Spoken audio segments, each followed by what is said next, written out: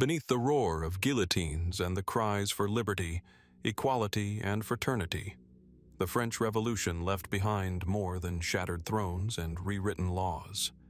It left shadows, enigmatic fragments of history that refused to be neatly explained. Behind the gilded halls of Versailles, beneath cobblestone streets soaked in blood, and within forgotten archives, lie mysteries that continue to haunt even the most seasoned historians. Whispers of secret societies pulling unseen strings, unexplained disappearances of influential figures, cryptic symbols etched into prison walls by those who would never leave alive. Was the revolution truly the people's uprising? Or was something far more hidden and far more terrifying steering its course? The deeper one looks, the stranger the story becomes. A revolution that promised reason and enlightenment, yet birthed enigmas as dark as any superstition. Tonight, we peel back the curtain of history, not to revisit what you already know, but to confront what still cannot be explained. So sit back, let curiosity take hold, and join us as we descend into the chilling mysteries of the French Revolution. In the heart of Paris stands the Conciergerie, a stone fortress whose walls seem to hold the echoes of every sigh, every whispered prayer of those who passed through its cold corridors during the Revolution. It was here, and later in the Temple prison, that one of history's most haunting enigmas unfolded. Not on a battlefield, not in the assembly, but in a cramped, damp cell where a child waited. His name was Louis Charles, the son of Louis XVI and Marie Antoinette, better known to us as Louis XVII, the lost king who never reigned. He was only 8 years old when his father was executed in 1793. Torn from his mother, confined in isolation, and subjected to unimaginable neglect, his young life became a symbol of both royalist hope and revolutionary vengeance.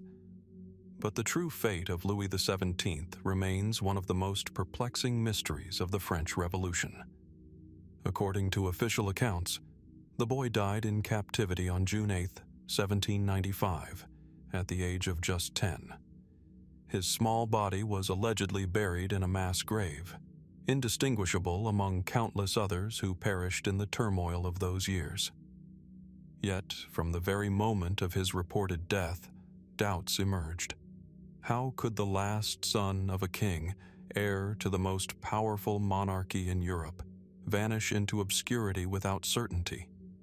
And if he truly died, why did the story of his survival spread so quickly, taking root across Europe and beyond? The child's conditions in prison were horrific. Revolutionaries, determined to erase the monarchy at its roots, treated him not as a boy but as a symbol to be dismantled.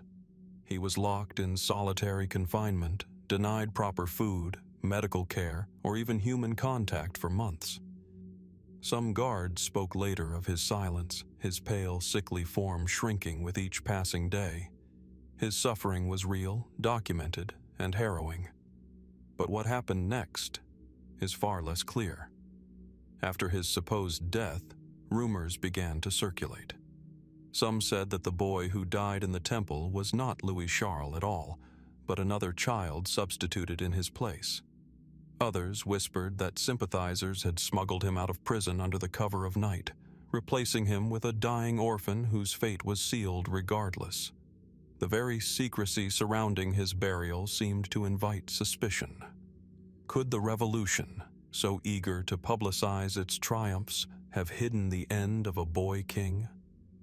In the decades that followed, claimants began to appear across Europe, each insisting that he was the true Louis XVII.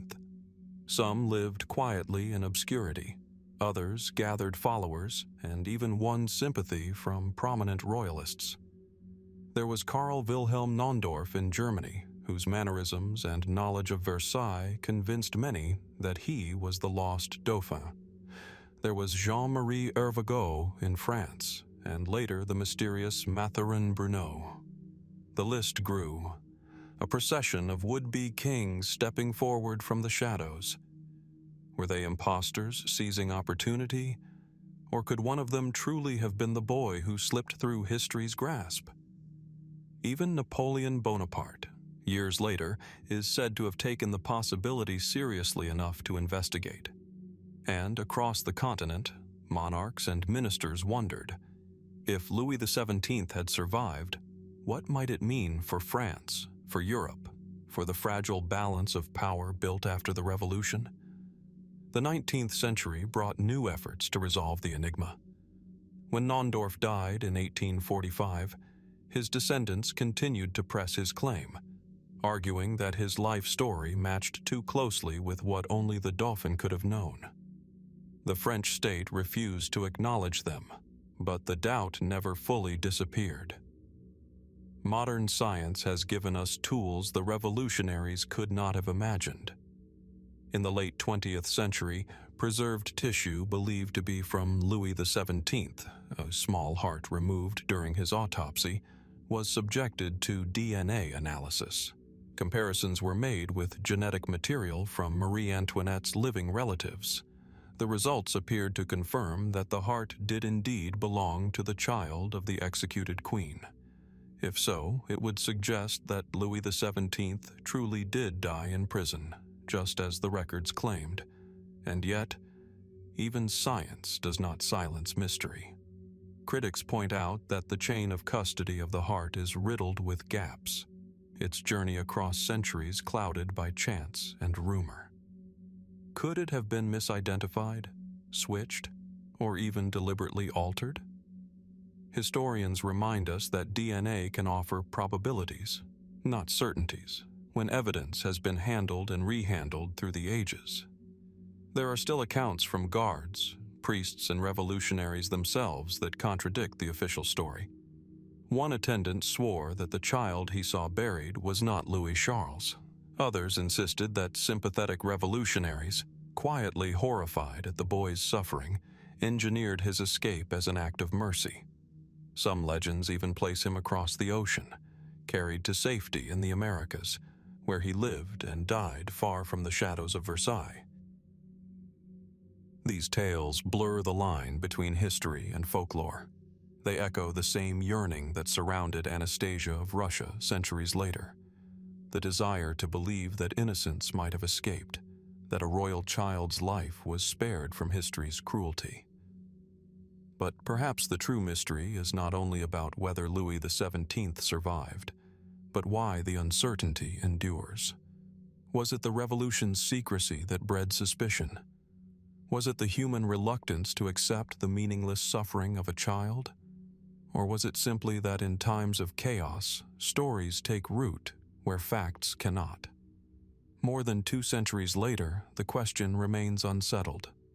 Did Louis XVII truly die in his prison cell in 1795, his body lost among the countless dead of revolutionary Paris?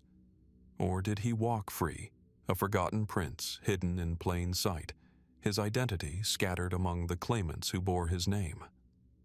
History offers evidence. Legends offer possibilities. And between them lies a silence that refuses to break. Perhaps the boy king's fate is destined never to be known, a shadow cast permanently across the revolution, reminding us that even in an age of reason, there are mysteries that resist the light. And yet, if the fate of a child king can vanish into the fog of uncertainty, what then of a man who once held the very reins of revolutionary terror? From the mystery of Louis XVII, we turn to another enigma, this time not of survival, but of disappearance. It begins not in a prison cell, but in the Place de la Révolution, where on a July afternoon in 1794, a crowd gathered to witness the fall of Maximilien Robespierre. The air was thick with anticipation. The man who had orchestrated the reign of terror, who had sent thousands to the guillotine, now approached the blade himself. His face was bandaged, grotesquely swollen from the shattered jaw he had received the night before, whether from suicide, attempted execution, or the careless hand of a soldier. No one could ever be certain. The executioner tore the cloth away, and the crowd erupted in a mix of jeers and relief. Moments later, the blade fell. Robespierre's head, emblem of revolutionary zeal and of its downfall, was lifted high for the people to see. But what became of that head afterward is a question that continues to trouble historians. Unlike the ordinary victims of the guillotine, whose remains were often buried hastily in unmarked graves, Robespierre was no ordinary man. For some, he was a tyrant. For others, even in death, he remained a martyr of principle. His body, along with those of his closest allies, was reportedly dumped in a common grave at the Cimetière des Errancis, later destroyed during the urban expansion of Paris. Bones and dust, scattered and lost forever. Yet rumors persist that his head followed a different fate. In the years that followed, whispers circulated of strange relics preserved from that bloody day. Some claimed that phrenologists, the 19th century practitioners who believed the shape of the skull revealed character, had sought out Robespierre's head, eager to study the contours of the man who embodied both virtue and terror. One story tells of a German scientist who examined the skull, claiming to have found the physical marks of both genius and cruelty. Could this be true? Or was it simply a tale born of fascination with one of history's most polarizing figures? The trail becomes murkier still. In the 20th century, reports surfaced of a plaster death mask said to have been made from Robespierre's severed head. Some attributed its creation to Madame Tussaud, who was known to have molded the faces of the Revolution's victims. Others doubted its authenticity, suggesting it was a later invention crafted to feed the appetite of collectors. Yet the mask exists, its hollow eyes and angular features strikingly reminiscent of Robespierre's portraits. If not from life, then could it have been taken from death? And if so, where did the original head go? Here the mystery deepens, for human remains rarely travel quietly across centuries. In archives, in private collections, in hidden drawers of forgotten museums, fragments of the Revolution occasionally resurface. The heart of Louis XVII, for instance, was preserved and passed from hand to hand before being tested with modern science. Could Robespierre's head, or part of it, have endured in similar fashion, hidden away from public knowledge? Speculation has flourished. Some historians argue that revolutionaries, desperate to erase him, would have ensured no relics survived, scattering his remains to prevent any future cult of martyrdom. Others suggest the opposite, that secret sympathizers may have rescued his head, preserving it as a silent protest against the revolution's betrayal of its own ideals. There are even stranger tales.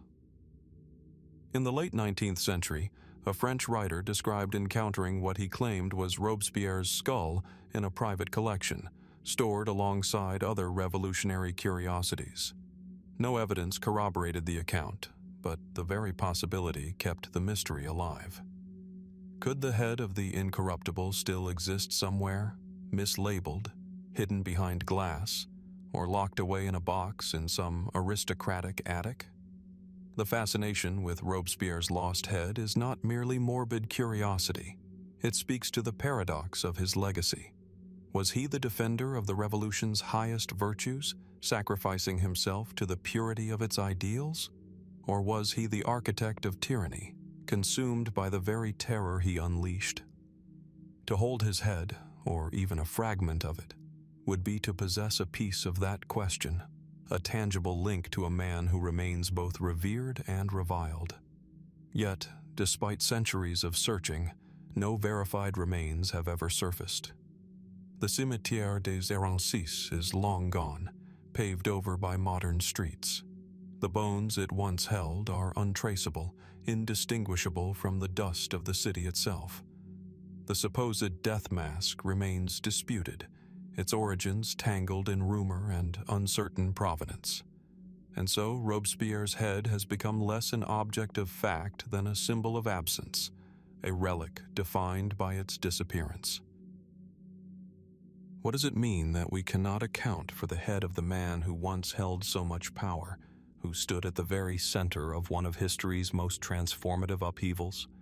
Is it simply a matter of lost records and destroyed graves, or does the silence point to something more deliberate, something hidden from view? The French Revolution prided itself on clarity, on reason, justice, and the unflinching public display of punishment. Yet time and again, its darkest moments leave us with shadows instead of certainties. Just as with the lost king, the vanished child of Versailles, so too with the incorruptible. We are left with questions, half-whispered stories, and an enduring mystery. Perhaps that is the Revolution's final irony, that even in its quest to expose and dismantle, it buried some truths deeper than any monarchy ever could. And so we are left to wonder, somewhere in Paris or far beyond, does the head of Robespierre still exist? Or has it been erased forever, leaving only the haunting silence of what cannot be known? If the missing remains of Robespierre leave us with silence, the fate of Marie Antoinette's words offers a mystery of a different kind. Not the absence of a body, but the vanishing of a voice. For within the archives of the Revolution, tucked between trial records and state decrees, there once lay a collection of letters penned by the doomed queen. Some survive today. Others, however, have slipped away, erased, censored, or hidden, and their absence raises questions that have never been fully answered. The surviving letters are housed in libraries and museums, their ink faded, but their emotions still sharp. Written during her imprisonment in the Temple and the Conciergerie, they reveal a woman stripped of her grandeur, clinging to fragments of family, loyalty, and dignity. Yet when one reads these words, gaps appear. Whole sections are blacked out, sentences carefully crossed, names obscured under thick strokes of ink. They are the scars of censorship, and they whisper of truths deemed too dangerous to preserve. Historians have long debated the nature of these letters. Some were addressed to her sister-in-law, Madame Elisabeth. Others, more controversially, to Count Axel von Fersen, the Swedish nobleman rumored to have been far more than a confidant. It is here that the mystery deepens. Were these merely letters of political strategy, appeals for aid during a desperate time, or did they contain confessions of intimacy, even love, that the Revolution, or later the restored monarchy, sought to conceal? The French National Archives hold a series of these redacted letters. Modern technology has allowed scholars to peer beneath the layers of censorship, using chemical imaging to reveal words once thought lost. What emerges is tantalizing: terms of affection, emotional confessions, references that suggest a bond between Marie Antoinette and Fersen that went beyond the political. But the record is incomplete. Many letters remain missing entirely, their whereabouts unknown. Were they destroyed? Or do they still lie hidden, locked in some private collection, waiting to be uncovered? The uncertainty has fueled speculation for centuries.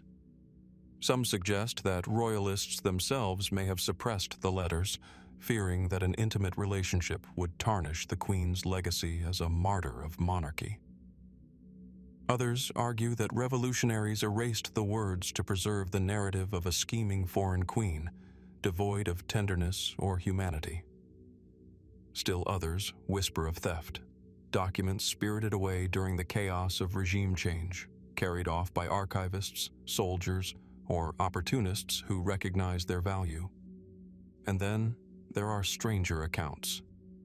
In the 19th century, rumors spread that certain letters were in circulation among secret societies, prized not merely as historical artifacts, but as symbols of forbidden truth.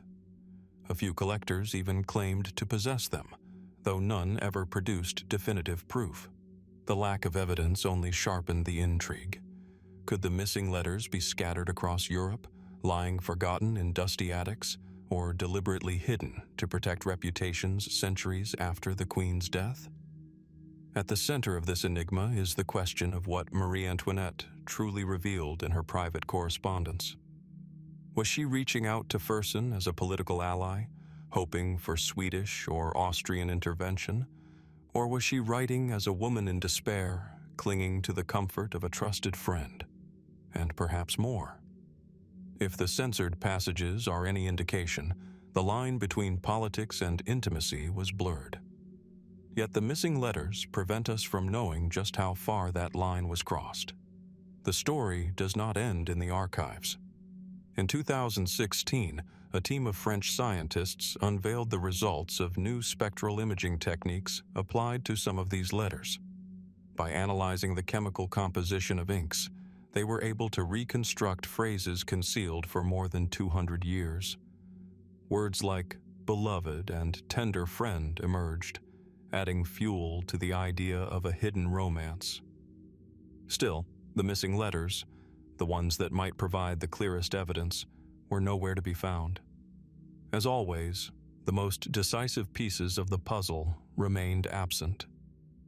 What is striking is the persistence of the silence. 2 centuries have passed, revolutions have come and gone, dynasties have fallen, and yet these letters continue to elude us. Their absence is more than a curiosity. It is a reminder of how fragile history can be. A single hand with a censor's pen, a single archivist's decision, a single theft in a moment of chaos, and the truth of a queen's final years becomes something we can only imagine. For some, this is a love story interrupted, deliberately erased from the official record. For others, it is a tale of statecraft, of secret diplomacy hidden beneath the cloak of personal language. But, for many historians, it remains an unsolved riddle, one that speaks not only to the life of Marie Antoinette, but also to the Revolution's uneasy relationship with memory itself. What does it mean that the Queen's voice, her own words, written in her own hand, could vanish so completely? Was it an accident of history or a deliberate act of concealment? And if those letters were to surface today, what would they reveal? Not only about Marie Antoinette herself, but about the Revolution, about the men and women who shaped it, and about the truths they sought to bury. Like the missing remains of Robespierre, the lost head of the incorruptible, these vanishing letters remind us that even the most documented events of the Revolution still carry shadows. We know the guillotine fell, we know the Queen died, but what she wrote in those final desperate months, what she truly confessed and to whom, remains hidden in silence. Perhaps somewhere in a forgotten drawer or behind the locked doors of a private archive, Marie Antoinette's missing letters still exist, waiting for discovery. Or perhaps they have been lost forever, consumed by time, leaving only the tantalizing fragments of what might have been. Until they surface, the Queen's voice remains incomplete, a haunting reminder that even in the age of reason, some truths are destined to remain just beyond our reach. From the vanishing words of a queen, we move to the vanishing wealth of a nation. Just as ink was struck from the page to conceal truths, so too did gold seem to slip from the hands of the Revolution itself, leaving behind one of the most perplexing financial enigmas of the era.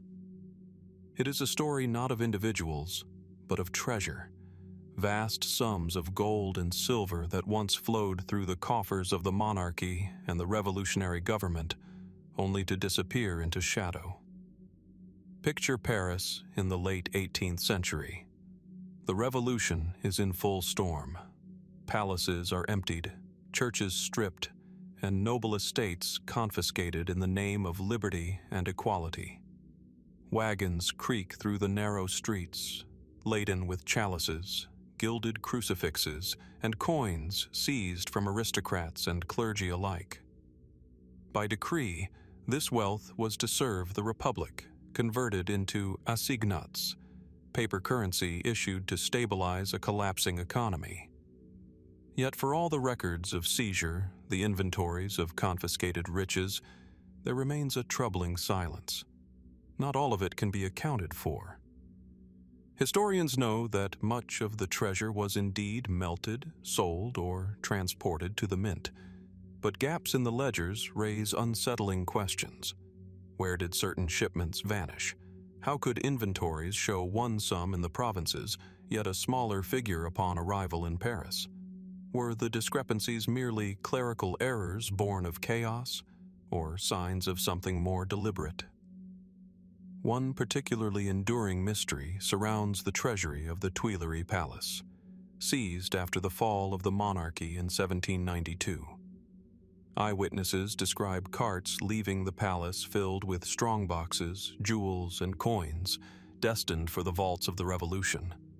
Yet within months, reports circulated that a portion of this wealth had vanished without explanation. The sums involved were staggering, enough gold to bankroll armies, sway foreign powers, and alter the course of the revolution itself. Theories abound. Some suggest that corrupt officials within the revolutionary government siphoned off fortunes, enriching themselves while the republic struggled to feed its people. Others point to fleeing aristocrats, who may have intercepted shipments or bribed guards to secure their escape with chests of gold. Still others argue that revolutionaries sympathetic to radical factions deliberately diverted funds to support their own causes, financing secret networks within and beyond France. And then there are the more elusive tales. In rural France, legends speak of wagons laden with treasure disappearing into the forests, hidden in caves or buried beneath fields, to await some future restoration of the monarchy. In certain regions, stories persist of peasants stumbling upon coins and artifacts in unlikely places, as if fragments of the revolutionary hoard had indeed been scattered and lost. The mystery extends beyond France's borders.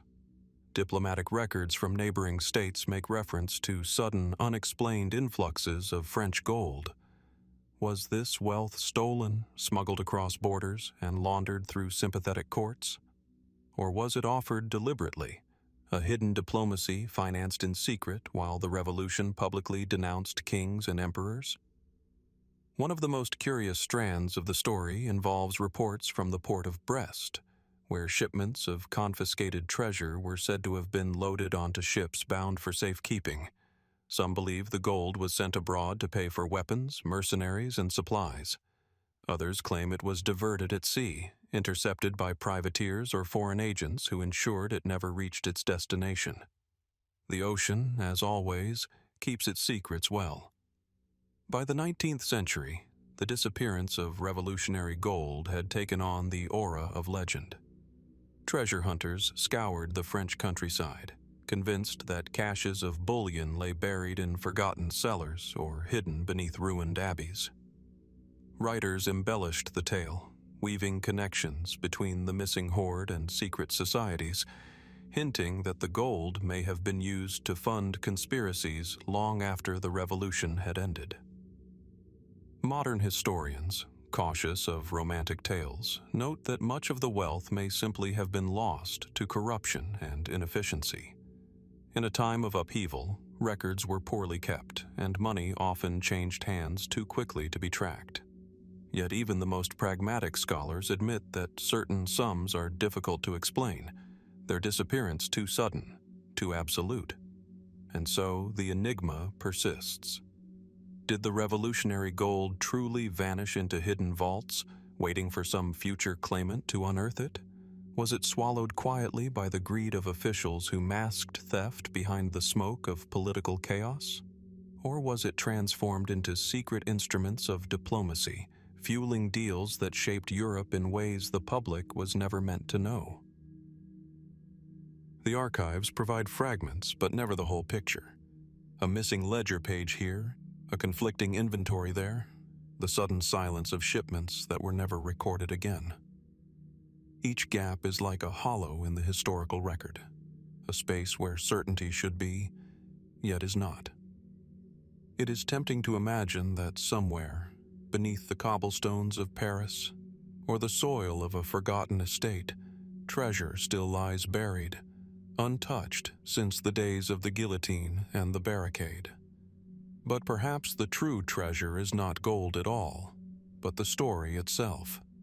a reminder that even revolutions, for all their ideals of justice and transparency, leave trails of secrecy and unanswered questions. What happened to the revolutionary gold?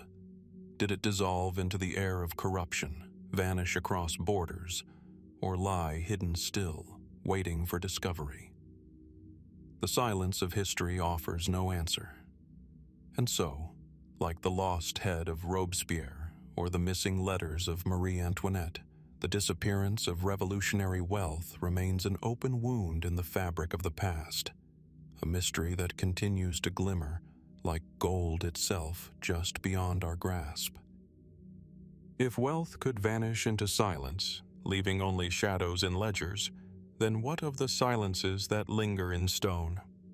From missing treasure, we turn to a darker enigma, not of coins or jewels, but of presence. It belongs to one place above all, the Conciergerie, the foreboding medieval prison on the Ile de la Cité in Paris, where so many final steps toward the guillotine were taken. And it is here that whispers of something, or someone, refuse to fade. The Conciergerie's walls are thick, damp and unyielding, their Gothic arches still heavy with the weight of centuries. Visitors who walk its corridors today often speak of a strange atmosphere, a chill that clings to the skin, a stillness that feels alive. This is the place where Marie Antoinette awaited execution, where Robespierre was held before his final hour, where countless names, famous and forgotten alike, spent their last nights before the blade. History alone could account for the unease. Yet layered upon fact are stories that historians cannot easily dismiss. For nearly 2 centuries, there have been reports of strange apparitions within the Conciergerie. Guards in the 19th century described hearing footsteps echoing in deserted halls, doors opening and closing when no one was there. Some spoke of a faint, flickering light moving through the cells at night, as if someone carried a lantern down a corridor that should have been empty. The most persistent story, however, is of a figure sometimes called the Phantom of the Conciergerie. Descriptions vary, but many accounts describe a tall shadow dressed in the style of the late 18th century, its features obscured, its presence fleeting. Some say it drifts near the cell once occupied by Marie Antoinette. Others place it near the women's courtyard, where prisoners took their final breaths of open air. A few accounts claim the figure appears near the very spot where Robespierre was briefly held, silent, watchful, and unyielding. Are these tales nothing more than echoes of imagination, stirred by the heavy weight of history? Or could they be linked to something less easily explained? From a historical perspective, the Conciergerie is a place of profound trauma. Thousands passed through its gates, condemned by the Revolutionary Tribunal. The air inside its walls must have been thick with despair, grief, and fear.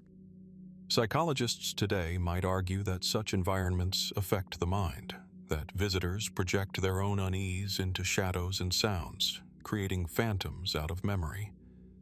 Yet there are curious details that resist simple dismissal. In 1871, during the turmoil of the Paris Commune, firefighters stationed near the Conciergerie reported strange lights moving through the prison at night, though the building was locked and guarded. In the early 20th century, a tourist from England wrote in her diary of seeing a woman in white vanish before her eyes near the former Queen's cell. Even in recent decades, custodians and visitors have quietly told of hearing whispers in the stairwells or feeling the touch of a cold hand in otherwise empty rooms. Skeptics attribute these stories to drafts, acoustics, or suggestion, the mind playing tricks in a place saturated with tragedy. But believers suggest another possibility, that the sheer intensity of the revolution's final days left an imprint, a trace of human experience too strong to fade entirely. Could it be that the phantom of the Conciergerie is not a ghost in the traditional sense, but a memory made visible, a shadow of history replaying itself? There are, of course, more speculative theories. Some writers have suggested that the figure represents not a single spirit, but the collective trauma of the Revolution, embodied in form. Others argue that it might be tied specifically to Marie Antoinette, whose suffering and death became the subject of so much myth and devotion. Her supporters once believed her to be a martyr, even a saint. Could such reverence have given rise to stories of her spectral return? Still others whisper of secret prisoners, names erased from records, individuals who disappeared within the walls of the Conciergerie and were never accounted for. Could the phantom be less a spirit than a symbolic reminder of those lost in silence, their fate concealed by history? The building itself fuels the speculation. The Conciergerie is vast, with hidden passages, sealed chambers, and foundations that predate the Revolution by centuries. Renovations over time have revealed bricked-up doorways, forgotten staircases, and remnants of rooms no longer accessible. Might some of the mystery stem from the very architecture, a labyrinth of spaces where sound carries strangely and shadows deceive the eye? Or does the fabric of the building hold something more elusive, an imprint of lives cut short, lingering within stone? The phantom of the Conciergerie resists certainty. No photograph has ever captured it. No official record confirms it. And yet the stories persist, handed down from guard to guard, from visitor to visitor, across generations. In the end, whether one believes in ghosts or not, the persistence of the tale tells us something profound. That the Revolution, for all its claims of reason and progress, left scars that reason alone cannot explain. Perhaps the phantom is not meant to be solved, but to remind us that behind the dates, the trials, and the executions were human lives, silenced in a moment but echoing still. That history is not only ink on a page, but atmosphere, memory, and mystery carried forward through time.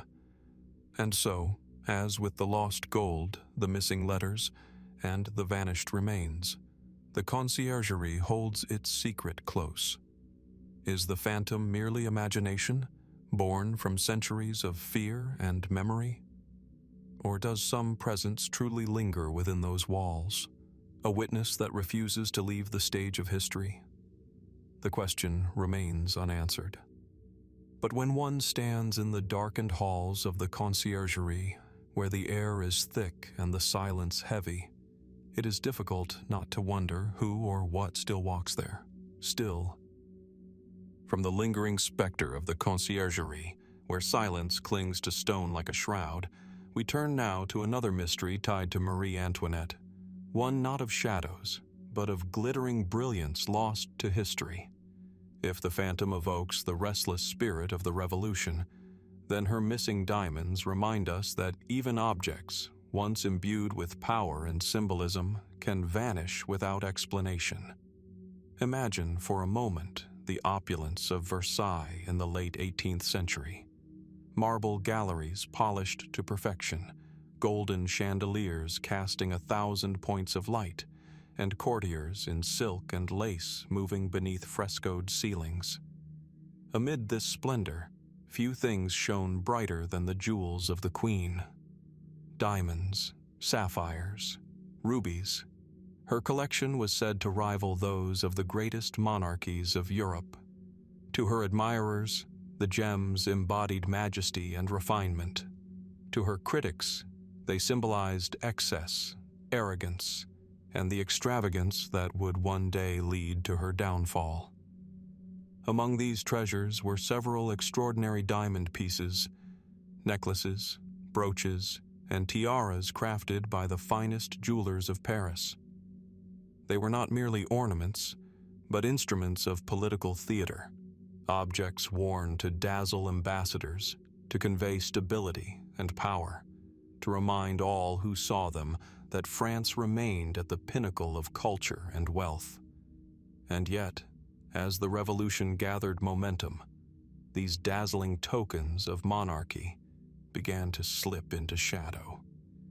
Inventories taken during the turmoil of 1789 reveal that many of the Queen's most prized jewels were removed from Versailles and taken to Paris, entrusted to officials who claimed they were safeguarding them for the nation. From there, the trail becomes uneven, uncertain, and deeply mysterious. Some jewels were undoubtedly preserved.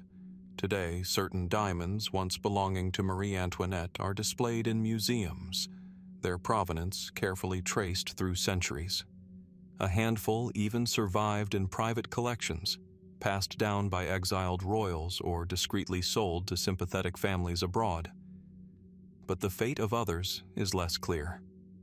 Whole sets of diamonds, documented in royal inventories, described in letters, even glimpsed briefly during the Revolution, seem to have disappeared altogether. What became of them? One explanation is simple theft. In the chaos of 1789 through 1793, when mobs stormed palaces and the monarchy collapsed, opportunities for plunder abounded. The royal treasury itself was broken into, guards were bribed or overpowered, and valuable items found their way into the hands of ordinary Parisians desperate for survival. A necklace of diamonds could be broken apart, its stones sold quietly to merchants or pawned in distant cities. Perhaps, over time, these vanished gems were scattered across Europe, hidden in plain sight, their royal history forgotten. Yet not all historians are convinced by this straightforward answer. Some records suggest that certain jewels were deliberately spirited away, not by opportunists, but by individuals close to the royal family. Could loyalists to the Queen have concealed them, hoping one day to restore the monarchy and return its treasures? There are persistent rumors that diamonds were smuggled out of France, through Switzerland, through Austria, even across the Channel into England. Whispers of secret caches, entrusted to allies, continue to surface in private letters and memoirs. But none have been definitively proven. There is also the intriguing matter of the so-called affair of the diamond necklace, a scandal that erupted before the Revolution and damaged Marie Antoinette's reputation. Though she had little to do with it, the Queen was accused in public imagination of conspiring to acquire an enormous diamond necklace through deception. The affair became a symbol of greed and corruption in the monarchy. Some speculate that when her real jewels disappeared during the Revolution, their absence was almost poetic, as if history itself were erasing her association with such glittering symbols of wealth. But was this coincidence? Or could those same jewels have been hidden away by the very conspirators who once sought to discredit her? More speculative still are the stories that place the missing diamonds far beyond Europe. During the upheavals of the 19th century, French treasures were rumored to appear in the markets of the Ottoman Empire, in the hands of wealthy merchants in North Africa, or circulating quietly in the courts of Asia. Some jewelers claimed to have encountered unusually fine stones with uncertain origins, sparking debates that have never been resolved. Could fragments of Marie Antoinette's collection still lie in private vaults abroad, their royal provenance erased by time? And then there is the more haunting possibility that the jewels were deliberately destroyed. Revolutionary fervor demanded not only the fall of monarchy, but the erasure of its symbols. Could some of the Queen's diamonds have been smashed, scattered, or lost to fire in acts of vengeance, ensuring that no trace of her opulence would survive? If so, then the missing gems are less a mystery of theft and more a testament to a nation's determination to sever itself from its past. What remains undeniable is the symbolic power of the loss. For historians, the absence of these jewels leaves gaps in the story of one of history's most dramatic upheavals. For others, it is an irresistible enigma, treasure that might still be hidden, locked away in an attic, buried in a forgotten chest, or glittering secretly in a modern setting, its past unknown to the wearer. But perhaps the deeper mystery is not simply where the diamonds went, but why their fate continues to fascinate. Is it the allure of untold wealth? Or is it the sense that objects so intimately tied to power and downfall might still hold secrets about the Revolution itself. As we move through the long corridors of history, the question lingers. Were Marie Antoinette's missing diamonds scattered and forgotten, or do they remain concealed, waiting for discovery? No inventory, no testimony, no investigation has ever answered this fully. The jewels may yet glitter in darkness, silent witnesses to a vanished world. And so, like the phantom that drifts through the Conciergerie, they remind us that history is not only what we know, but also what slips away. Perhaps, somewhere beyond the reach of archives and museums, the missing diamonds of a fallen queen still await the light. From jewels lost to history, we turn now to another enigma, this one not bound in glittering stone, but in the final expressions of a human face. It is the story of Charlotte Corday, remembered forever as the young woman who ended the life of Jean-Paul Marat, one of the Revolution's most radical voices. And yet, her legacy is not defined solely by her act, but by something stranger, something captured in the moments after her death. Witnesses spoke of her smile, calm and uncanny, lingering even as the blade of the guillotine fell. Picture the scene. The Place de la Révolution in July of 1793. The air is heavy, charged with the tension of a nation tearing itself apart. Crowds gather, restless and furious, for here was a woman condemned not as a simple assassin, but as an enemy of the people. The guillotine stands tall, its wooden frame stark against the summer sky. And into this arena steps Charlotte Corday, 24 years old, composed, almost serene. She does not resist. She does not weep. Instead, she carries herself with a dignity that unsettles both her executioners and her spectators. The facts are clear. On July 13, 1793, Corday gained access to Marat's home, claiming she carried vital information about conspiracies in Normandy. There, in his bathtub, where his chronic illness confined him, she struck with a kitchen knife, ending his life in a single blow. To many, Marat was a defender of the Revolution. To others, he was a fanatic whose lists of enemies fueled the guillotine.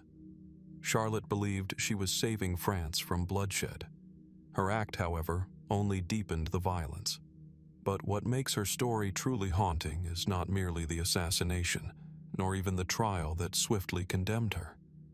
It is the way she met her end. Witness accounts suggest that Corday approached the guillotine with extraordinary calm, her face composed, her gaze steady. And when the blade severed her head, something remarkable was observed. Her lips curled into a faint, unmistakable smile. Was it truly there? Or was it a trick of the moment, a projection of meaning onto lifeless features? Some contemporaries swore it was no illusion. They described the young woman's expression as strangely serene, as though she had found peace in her final act. For supporters of the Revolution, the smile seemed almost mocking, a final act of defiance in death. For others, it carried the weight of martyrdom, the image of a woman who believed she had sacrificed herself for the good of her country.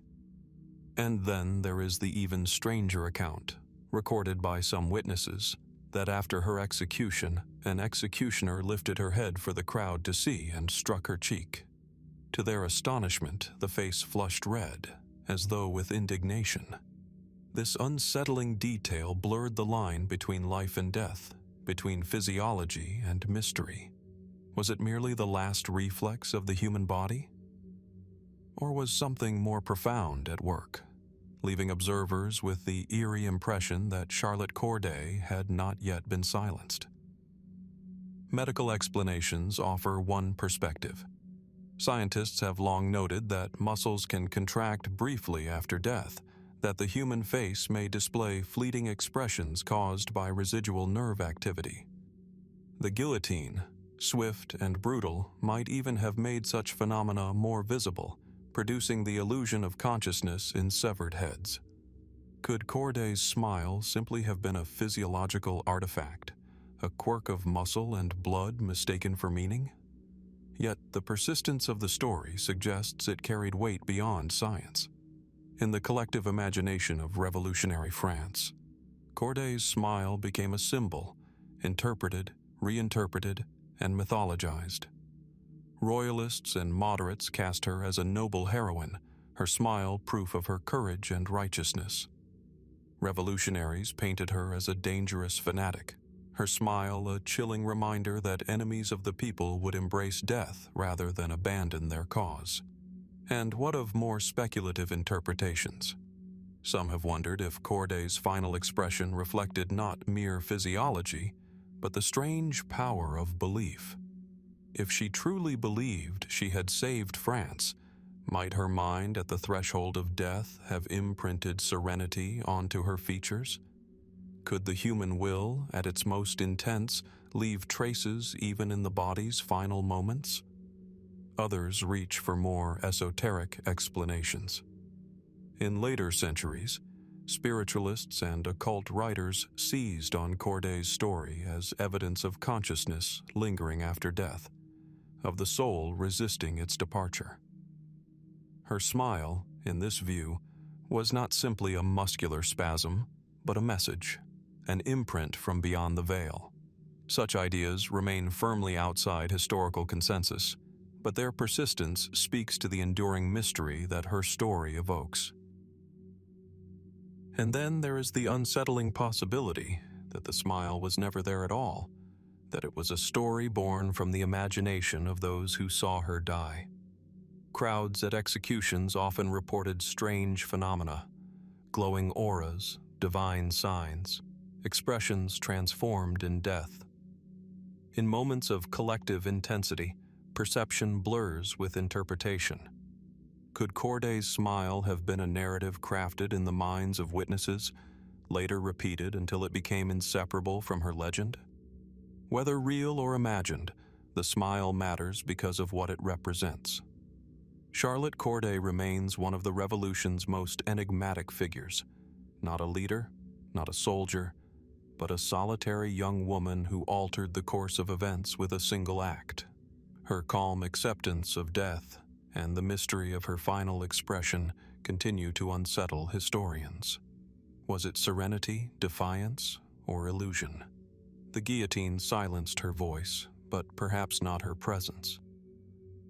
To this day, the enigma of Charlotte Corday's smile lingers as more than a historical curiosity. It is a haunting reminder of how the Revolution blurred the line between conviction and fanaticism, between science and superstition, between the ordinary and the inexplicable. And so we are left to wonder, in that fleeting instant after death, what did Charlotte Corday truly reveal to the world? Was her smile a trick of the body, a triumph of belief, or something far stranger, something history cannot fully explain? From the faint, haunting smile of Charlotte Corday, we move deeper into the Revolution's shadows, into a fortress whose very name once stirred fear across France: the Bastille. For centuries, its looming towers had symbolized tyranny, secrecy, and absolute monarchy. When the crowd stormed it on July 14, 1789, they were not only seeking weapons, but liberation from a past built on chains and silence. Yet when the gates were thrown open and the cells revealed, an unsettling discovery emerged. Inside the crumbling prison, only 7 men were held. 4 accused of forgery, 2 declared insane, and 1, whose name has never been fully explained, remains shrouded in mystery. The records identify him only as a man detained on charges of unspecified correspondence, a phrase so vague, so evasive, that it has puzzled historians ever since. Who was this unknown man of the Bastille? And why, among so many forgotten prisoners, does his presence continue to cast a shadow? The Bastille was no ordinary prison. It was a place where men could vanish without trial, locked away by royal decree through the infamous letters de cachet. Its thick stone walls kept more than just prisoners inside. They kept secrets buried from public view. For many Parisians, the storming of the Bastille symbolized the destruction of that hidden world of power. Yet the mystery of this last prisoner lingers, as though the fortress refused to surrender all its secrets. Some accounts suggest he was nothing more than a petty criminal, a man imprisoned for minor acts of fraud, his case muddled in the chaos of the archives. But if this were so, why the curious designation? Unspecified correspondence? Correspondence with whom? And why leave the charge undefined? There are those who argue he may have been a political prisoner, someone caught in the dangerous currents of pre-revolutionary intrigue. The monarchy was rife with spies and informants, shadowing philosophers, journalists, and reformers. Could this man have been a courier, passing secret messages between factions, whose arrest was too delicate to record openly? If so, whose secrets did he carry? And were they buried with him? Then there are the stranger theories woven over time. Some whispers link the unknown man to the legend of the Man in the Iron Mask, that enduring mystery from the reign of Louis XIV. Though centuries apart, the Bastille was long associated with hidden figures whose identities were deliberately concealed. Could this prisoner have been part of that same tradition, a man whose true name could never be revealed because it threatened the stability of the throne itself? Historians dismiss such connections as romantic speculation, yet the fact remains. Secrecy was the Bastille's very language.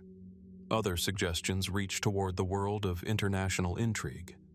In the late 18th century, Europe was a chessboard of competing powers, each maneuvering in secret. Was the unknown man an agent of a foreign state, caught in the dangerous web of espionage? If so, why would his captors prefer ambiguity over clarity? Was silence safer than admission? The mystery deepens when we consider what became of him after the Bastille fell. Unlike some prisoners who were celebrated as victims of royal tyranny, this man left no trail. He disappeared from the records, vanishing almost as suddenly as he appeared. Did he die shortly after release? Did he assume another identity? Or was he quietly removed, his silence purchased or enforced to ensure his secrets never reached the public? For historians, the greatest frustration lies in the gaps. The Bastille's archives were ransacked, many documents destroyed in the fervor of revolution. In that destruction, facts dissolved into legend, leaving behind only fragments. And fragments invite speculation. What is certain is that the Bastille was not simply a prison of stone, it was a prison of perception. To the people of Paris, it represented hidden knowledge, power exercised in darkness, decisions made without accountability. In such a place, an unnamed prisoner becomes more than a man. He becomes a symbol of everything withheld, everything concealed. And perhaps that is why the story endures. The revolution tore open the doors of power, demanding that secrets be exposed, that injustice be named. Yet the unknown man at the Bastille remains unnamed, reminding us that even revolutions cannot strip away every veil. Was he a criminal forgotten by the system? A political courier silenced before he could speak? A spy caught in a web of international intrigue? Or merely a phantom, a shadow born from incomplete records and the collective imagination of a city hungry for mystery? The fortress itself no longer stands. Its stones were pulled down, its remnants scattered across Paris, some built into bridges, some preserved as relics. Yet the silence of that one cell lingers, and as historians pore over fragments of testimony, letters, and inventories, the figure of the unknown man hovers just beyond reach, like a ghost glimpsed at the corner of vision, never fully revealed. The revolution promised to shed light on all that was hidden, but the enigma of this prisoner suggests otherwise. Perhaps some truths were too dangerous, too inconvenient, or too fragile to survive the fires of history. And so the question remains, who was the unknown man of the Bastille? A forgotten nobody, or a figure whose name could have reshaped the very story of the Revolution? Until the missing records are found, or unless some overlooked clue comes to light, we are left only with silence, speculation, and a mystery as enduring as the fortress itself. From the faceless prisoner of the Bastille, whose identity was swallowed by silence, we move now to another mystery. This one not about anonymity, but about loss. Not the loss of a person, but of something far more intimate, a heart. The heart of a child king, Louis XVII, whose fate was one of the Revolution's darkest tragedies. It is said that objects carry memory, that the body, even in death, holds whispers of the past. If this is true, then the heart of the Dauphin should have been one of the most precious relics of France's monarchy. Instead, it vanished into a labyrinth of theft, concealment, and uncertainty, leaving behind questions that still trouble historians today. The story begins in the Temple prison.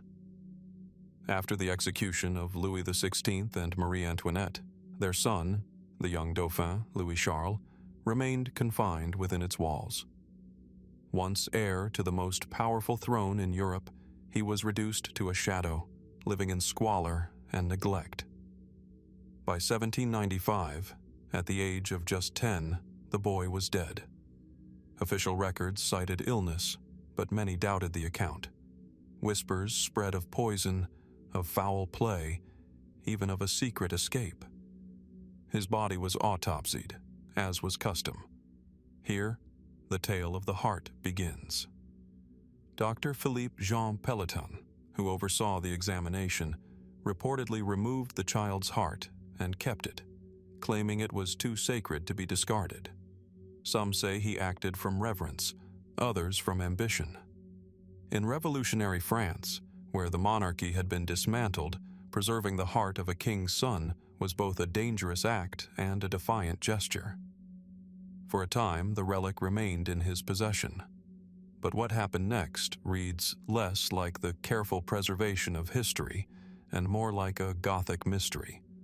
The heart was said to be stolen, twice, once by a student of medicine who concealed it in his pocket, only for it to be returned years later under murky circumstances. Another time, it was reportedly passed between hands like contraband, hidden away in secret cabinets, passed on in wills, whispered about in salons. Was the heart that later resurfaced truly that of the Dauphin? Or had the trail of theft and substitution blurred the line between truth and legend? By the 19th century, one heart, shriveled, preserved in alcohol and enclosed in an urn, was presented as the genuine relic. It was placed in the Basilica of Saint-Denis, the burial place of French kings. Pilgrims and royalists came to pay homage, convinced that within the small desiccated organ lay the last physical trace of the child who might have been king. But doubt never faded. Historians questioned the chain of custody. How could one be certain that this heart, passed secretly and often unlawfully through so many hands, had not been replaced along the way? Others suggested that Pelletan, fearing for his life during the Revolution, may have preserved a random child's heart rather than risk being caught with the Dauphins. If so, then what exactly lay entombed at Saint-Denis? And there are the darker speculations still. Could the heart have been destroyed during one of the thefts, with later claimants presenting substitutes to preserve the myth? Or might the true heart remain hidden in a private collection, locked away in some forgotten chest, waiting for rediscovery? Science seemed to promise clarity. In the early 2000s, genetic testing was conducted on the preserved heart at Saint-Denis. Researchers compared its DNA with known descendants of Marie Antoinette's family, tracing the maternal line. To great excitement, the tests indicated a match. The heart, they concluded, was indeed that of Louis XVII.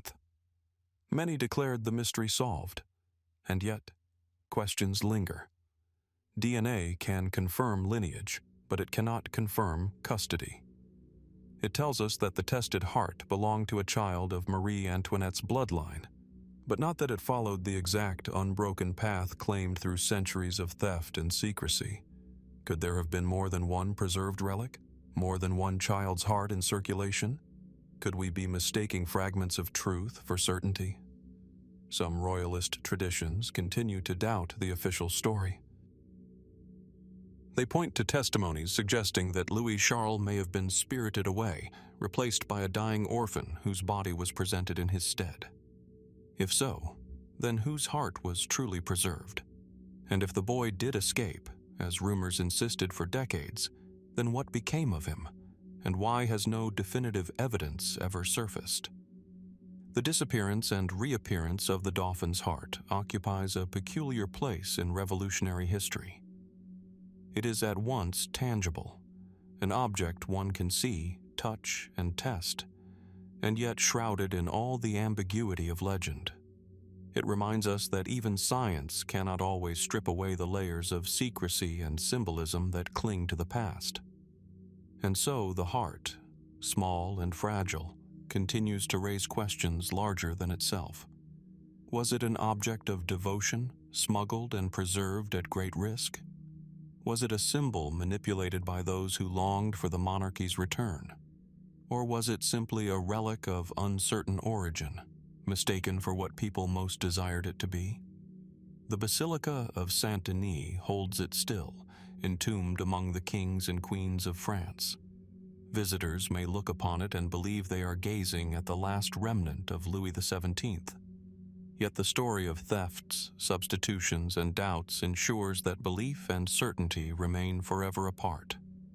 And so we are left to wonder, does the heart at Saint-Denis truly belong to the boy who died in the temple?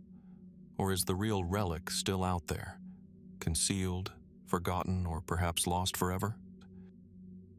From the fragile heart of a lost king, we move now to an even broader disappearance, one not of a single relic, but of many. The treasures of France's monarchy, once housed with reverence, were scattered, stolen, or erased during the storms of revolution.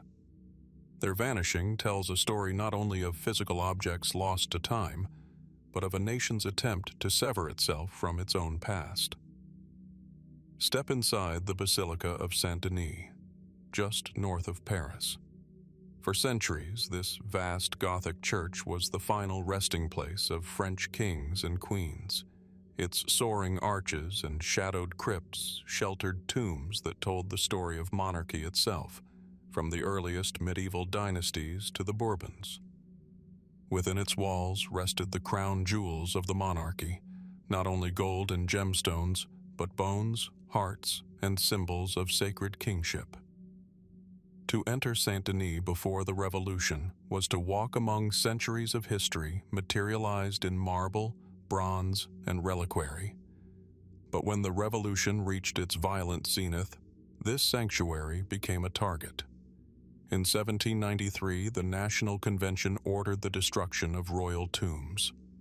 The remains of kings and queens, pulled from their resting places, were tossed into mass graves. Statues were smashed, sarcophagi broken apart.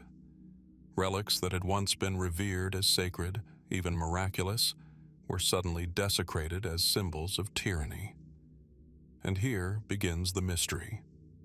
While some treasures were accounted for, melted down, destroyed, or placed under guard, others simply vanished. The monarchy had accumulated relics that were said to date back not just centuries but millennia. Among them were the coronation regalia of French kings, the crown of Charlemagne, the scepter of Dagobert, and the legendary hand of justice. These objects, infused with symbolism, linked each ruler not only to his predecessor, but to a sacred continuity of power. Yet today, many of these items are gone. Where did they go? Some accounts suggest they were taken by revolutionary authorities, melted into bullion to fund the war effort. Records exist of such meltings, but they are often incomplete or contradictory. Was every crown and scepter truly destroyed, or did some slip away before the furnaces claimed them? Other whispers suggest theft. The chaos of the Revolution opened doors for looters, both official and clandestine. Could guards, workers, or even sympathetic clergy have spirited relics out of Saint-Denis, hiding them in private collections or secret vaults? Centuries later, scattered reports of jeweled fragments and golden ornaments appearing on the art market seem to lend weight to this idea. Yet provenance is often murky, and forgeries abound. One of the most enigmatic tales concerns the disappearance of the Oriflamme of Saint-Denis, the legendary battle standard carried by French kings into war. Said to have been blessed and imbued with divine protection, it vanished during the Revolution without a trace. Was it quietly burned, destroyed as a relic of monarchy? Or does it lie hidden still, folded in some forgotten chest, waiting to be rediscovered? And then there is the crown of Louis XV, a masterpiece encrusted with hundreds of diamonds. Officially, it was dismantled during the Revolution, its jewels sold or broken apart. Yet stories persist that a few gems, perhaps even entire sections of the crown, were smuggled out before destruction. Certain diamonds appearing in private European collections have been rumored to originate from this very crown. Are these coincidences, or fragments of truth? The fate of relics, tied not only to monarchy, but to religion, deepens the puzzle. Saint-Denis also housed sacred items connected to France's Christian past, relics of saints, pieces of the true cross, objects once believed to carry divine protection for the kingdom. Many of these disappeared along with the royal regalia. Some argue they were hidden by priests, spirited away to monasteries or sympathetic households. Others claim they were lost forever, their sacred identity erased in the fury of revolution. As time passed, fragments resurfaced, but rarely with certainty. In the 19th century, during the Bourbon Restoration, efforts were made to recover what had been lost. Some relics reappeared, donated by collectors who claimed to have preserved them at great personal risk. But how many were authentic? Could some have been replicas, invented to satisfy political nostalgia? Speculation grows even stranger when we consider the possibility of relics leaving France altogether. In an age of revolution and war, smuggling networks stretched across Europe.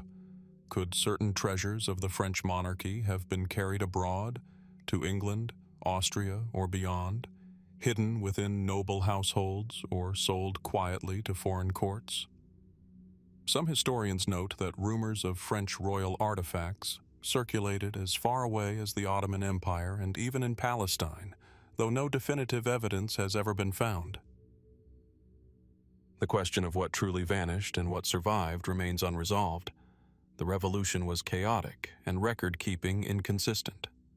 Official lists detail items destroyed, but the possibility of substitution, concealment, or quiet theft leaves room for endless doubt.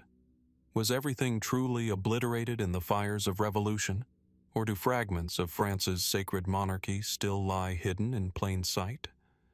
We are left, once again, with an enigma that unsettles as much as it fascinates.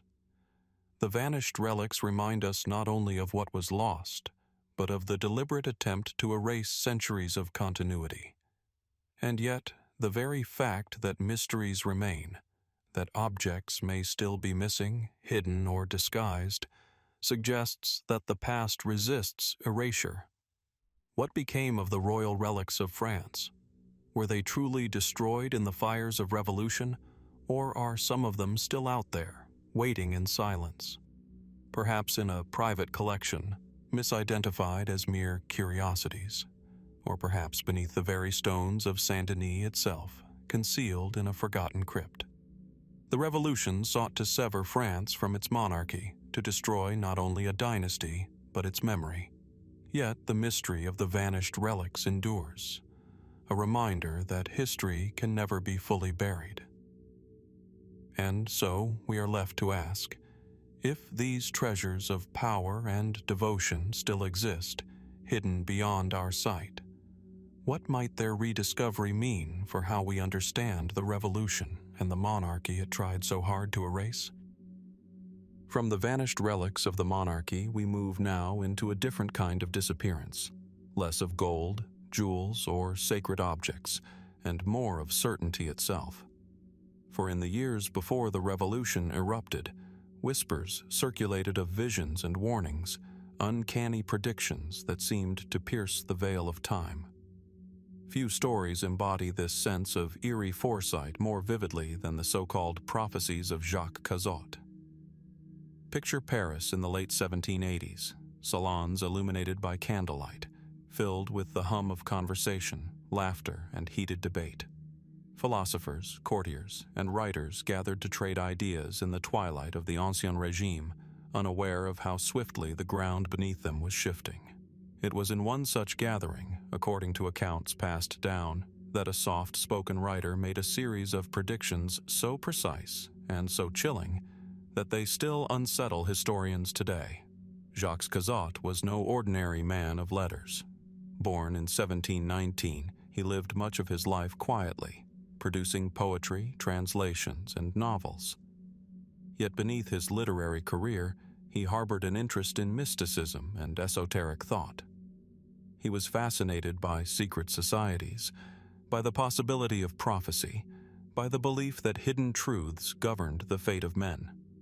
Whether this made him a visionary or a mere eccentric is a matter of perspective. The story most often told begins at a dinner party hosted by the Marquis de Condorcet, a mathematician and philosopher. Among the guests were some of the greatest minds of the Enlightenment: Nicolas Chamfort, Jean-François de la Harpe, and others who championed reason, science, and progress. The conversation, we are told, turned to the future, what France would become, what revolutions might sweep away. And it was here that Cazotte spoke up, offering not reasoned speculation, but prophecy. With a quiet confidence, he is said to have declared the fates of those present. Chamfort, he predicted, would end his life by his own hand in despair. Condorcet would die in prison. La Harpe would publicly recant his philosophy. Even women in the salon were not spared. Cazotte warned that many would be led to the scaffold, executed by the guillotine. At first, the gathering laughed. The Enlightenment thinkers, confident in their reason, dismissed the old-fashioned notion of prophecy.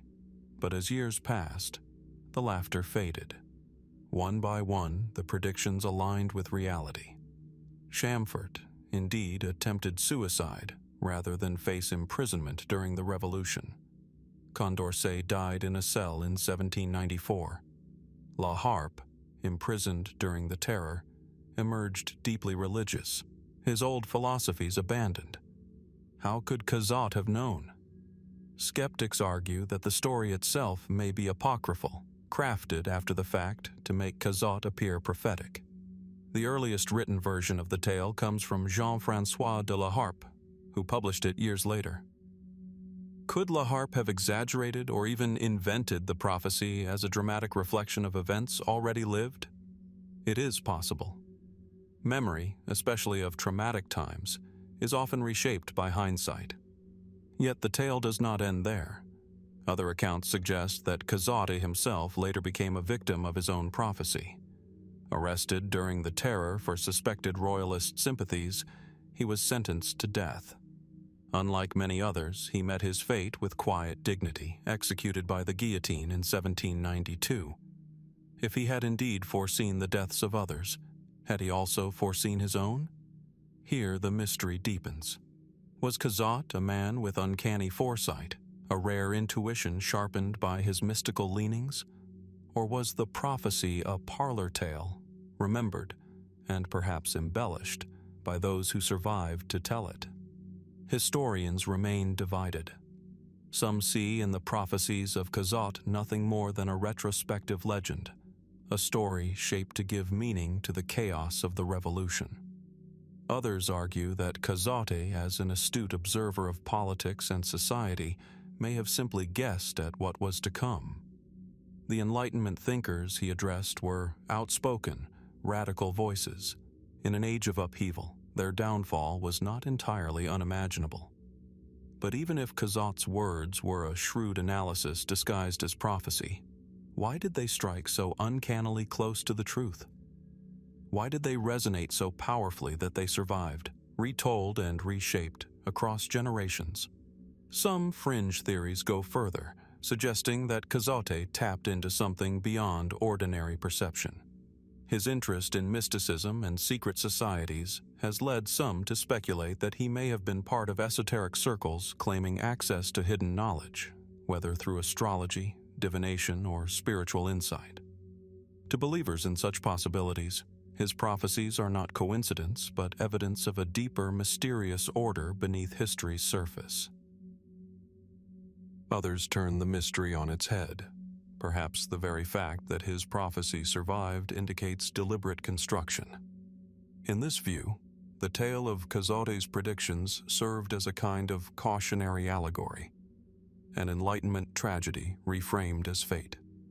Was the story preserved not because it was true, but because it so perfectly symbolized the downfall of a generation that had believed reason alone could master the world? Even today, the prophecies of Cazotte invite unease. They remind us that history is shaped not only by what happened, but by what people believed might happen. Prophecy, real or imagined, has the power to mold memory and give chaos the shape of destiny. And so we are left to wonder, did Jacques Cazotte truly glimpse the future in that flickering candlelit salon, or was his prophecy only a story, born after the guillotine had already claimed its victims?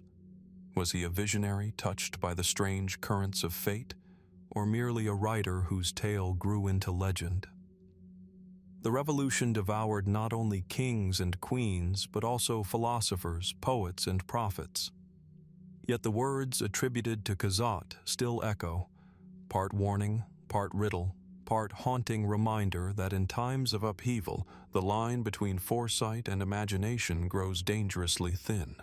What, then, is prophecy? Is it the work of visionaries gifted with a sight we cannot explain? Or is it nothing more than memory's trick, a story crafted to make sense of tragedy after the fact?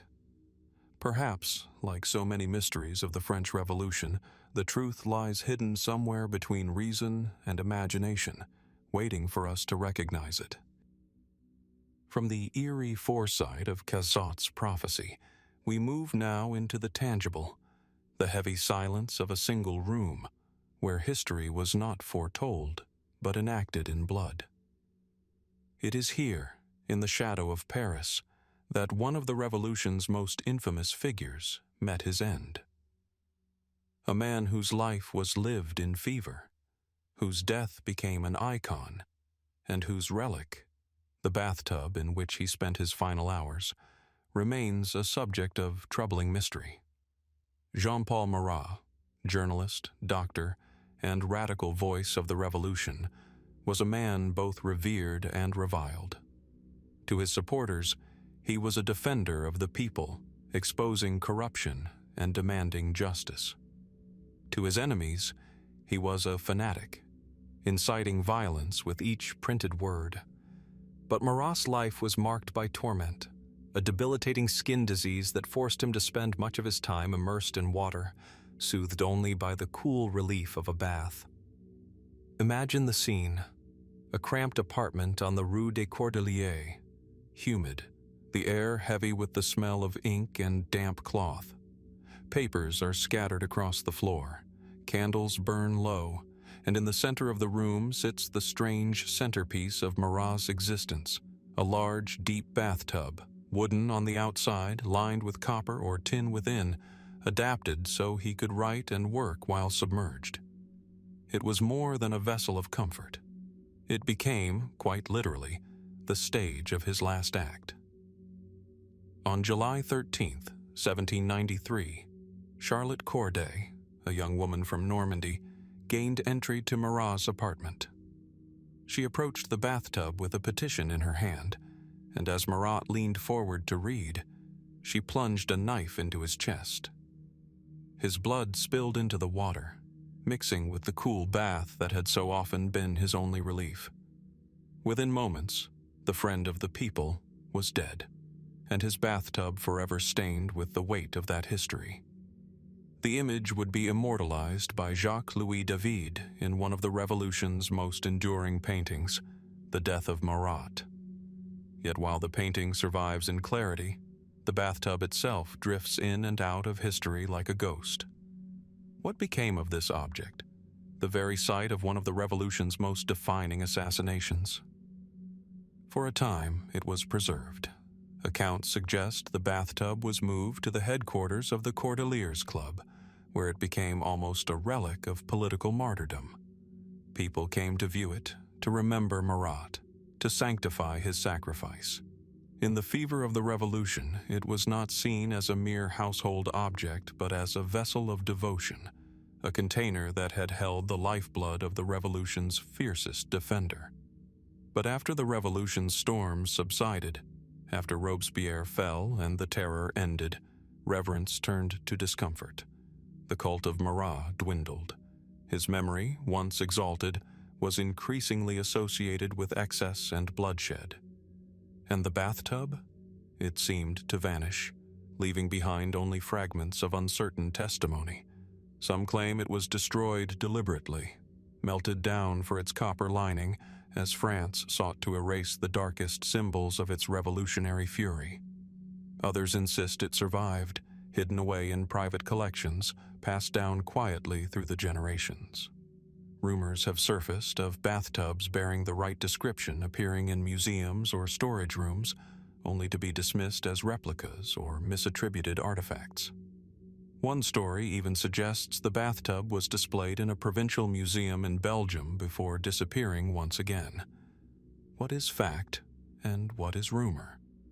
Historians who have chased the trail of Marat's bathtub often find themselves in a maze of half-truths and contradictions. Was the object destroyed as a symbolic act of cleansing, a way of erasing the blood that had so visibly defined an era? Or was it preserved precisely because of its macabre significance, its connection to one of the Revolution's most iconic deaths? There is also the question of whether any true relic of Marat's final bath could survive at all. Water, copper, and blood together form a volatile mixture. Could the bathtub still bear the traces of that day in July 1793? Could there be, hidden somewhere, a relic that holds the dried remnants of revolutionary martyrdom? And yet, beneath these practical questions lies something deeper. Why does the fate of Marat's bathtub matter so much? Is it merely an object of curiosity, or does it touch on something more profound? The human need to anchor memory in tangible things. The Revolution was a whirlwind of destruction, a tearing down of the old world. In such times, objects like this bathtub become symbols, containers not just of blood, but of meaning. More speculative voices have suggested stranger theories still. Some have hinted that the bathtub was deliberately concealed by those who saw it not only as a relic, but as a dangerous talisman, a reminder of how words, ink, and blood combined to shape the Revolution's darkest days. Could such an object still rest in secrecy, buried in a museum archive or locked in the private collection of someone who fears the weight of history it carries? Like the missing heart of the Dauphin, or the vanished jewels of Marie Antoinette, the bathtub stands as a reminder of how the Revolution's material remains often slip away from us, leaving only questions.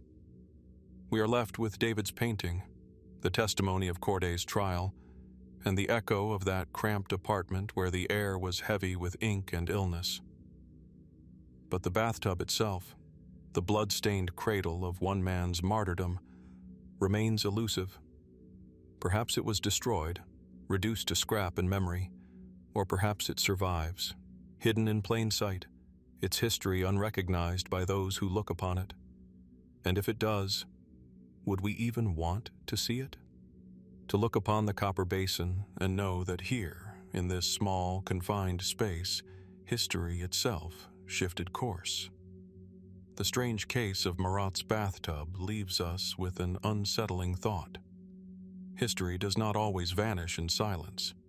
It sometimes lingers in objects, waiting for us to notice. But in this case, the object is missing, the evidence is scattered, and we are left only with questions. Was the bathtub of Jean-Paul Marat destroyed to cleanse the revolution of its ghosts? Or does it still exist somewhere, quietly holding the memory of one of history's most infamous assassinations? And if it does survive, who holds it, and why do they keep it hidden? From the cramped apartment where Marat drew his final breath, we step into a space far larger yet infinitely more oppressive, the open expanse of Place de la Révolution. Today, it is known as the Place de la Concorde, one of Paris's grandest public squares, framed by elegant facades, fountains, and the soaring obelisk of Luxor. But beneath its beauty lies a shadow that centuries have not erased. For here, in this square, thousands of lives ended beneath the blade of the guillotine, and it is said that the echoes of their cries have never truly faded. Close your eyes and imagine it. The year is 1793. The square is packed with citizens, pressed shoulder to shoulder, their voices rising in chants, their faces tense with anticipation. Soldiers stand guard, their bayonets gleaming in the sunlight, and at the center, the scaffold, a wooden platform, simple yet terrible, upon which kings, queens, generals, poets, and peasants alike would meet the same fate. The guillotine's blade, sharp and heavy, descends again and again, each strike accompanied by a cheer, a gasp, or a grim silence. This was where Louis XVI was executed in January 1793, where Marie Antoinette followed in October of the same year, where Danton, Desmoulins, and even Robespierre himself fell, devoured by the revolution they had unleashed. Day after day, the Place de la Révolution was soaked in blood, the ground itself becoming a witness to terror. But what becomes of a place so deeply marked by death? Does history wash clean with time, or do impressions linger, invisible yet palpable to those who pass through? For generations, rumors have circulated of strange sensations in the square. Some speak of sudden chills in the air, even on warm summer days. Others claim to hear faint whispers or muffled cries, carried not by any living voice but by something older, something trapped in the stones themselves. Carriages once passed through the square with horses suddenly panicking, as if spooked by unseen presences. Later, as the city modernized, passers-by reported a peculiar unease, an instinctive awareness that this was no ordinary plaza, no ordinary ground. The stories grow stranger still. Visitors have described seeing flickering shapes at dusk, figures in tattered clothing, pale faces illuminated for a moment before vanishing into the crowd. There are tales of a woman in white walking silently along the edge of the square, her gaze fixed forward, her presence lingering long after she disappears. Some say she is the restless spirit of Marie Antoinette, still retracing her final steps toward the scaffold. Others suggest she is not one spirit, but many, a composite of the countless women executed here during the terror. Of course, there are rational explanations. The Place de la Révolution witnessed such extraordinary trauma that it is only natural for the human imagination to fill its silence with ghosts. Memory itself can haunt us, making shadows seem longer, sounds more mysterious. Could the haunting be less about spirits and more about the weight of history pressing invisibly upon all who walk here? And yet, even the rational explanations leave room for wonder. If collective memory can impress itself so deeply upon a place, does that not in itself create a kind of haunting, one that does not require apparitions, only remembrance? Perhaps the whispers people claim to hear are the echoes of memory, the reverberations of human suffering that cling to the air. Still, there are stories that resist easy dismissal. A 19th century writer recorded that workers repairing the square sometimes unearthed bones, fragments of the countless victims buried hastily after executions. Even in modern times, construction occasionally turns up traces of the Revolution's dead. Are the sensations of unease simply the unconscious recognition that beneath this elegant square lie the remnants of untold lives? Some fringe theories go further still. They suggest that the guillotine itself, used here so relentlessly, may have acted as more than a tool of death. Could repeated executions in the same place have imprinted something upon the earth, a kind of psychic scar? Could the concentration of so much fear, so much violence, have created what we now perceive as haunting? Others note the strange irony of the square's transformation. Once the Place de la Révolution, it was renamed Place de la Concorde, the Square of Harmony, in an attempt to erase its bloody past. But can a place truly be cleansed by a name? Does a new monument, however grand, erase the memory of the scaffold that once stood in its place? Or does the past linger stubbornly beneath the surface, waiting to remind us that harmony was built upon blood? As night falls on the Place de la Concorde, the fountains sparkle in the lamplight, and tourists snap photographs beneath the obelisk. Yet even now, some insist that if you stand in silence at the square's center, you may feel a strange pull, as though the earth itself remembers. They say that if you listen closely, you might hear the faint sound of drums rolling in the distance, or the murmur of a crowd long since dispersed. Whether one believes in ghosts or not, there is no denying that this place carries a unique weight. The history here is not confined to books or monuments. It is embedded in the soil, the stones, the very air. The haunting of the Place de la Révolution may not be a haunting of spirits, but of memory itself. And memory, as history has shown, can be just as chilling as any phantom. So we are left with a question. When we walk through this square, are we truly alone, or are we accompanied, invisibly, by the restless echoes of thousands whose lives ended beneath the guillotine? From the restless echoes of Place de la Révolution, we move now to a quieter, yet no less unsettling place, the graves of those who died for, or because of, the Revolution. In the aftermath of the terror, thousands of bodies were interred hastily, sometimes in mass graves, sometimes in forgotten corners of Paris. The sheer scale of death, combined with the speed and carelessness of burials, has given rise to stories that refuse to fade. Some call it the curse of the Revolutionaries' graves. Picture the cemeteries of late 18th century Paris, narrow, crowded, and often neglected. In Père Lachaise, in the old cemetery of the Innocents, and in smaller, less remembered plots across the city, earth was piled over victims whose lives ended in the guillotine, in prison, or in street executions. The Revolution claimed kings, nobles, clergy, and commoners alike, but it also left its own dead without ceremony or dignity. Mass graves were dug under the cover of darkness, bones intermingled, names lost.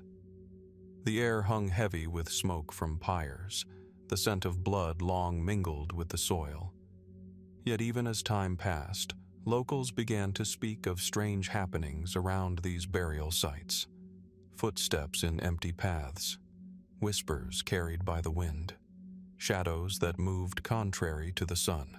Farmers and laborers who worked nearby reported sudden illnesses or misfortune, coinciding with the disturbance of mass graves for construction or exhumation.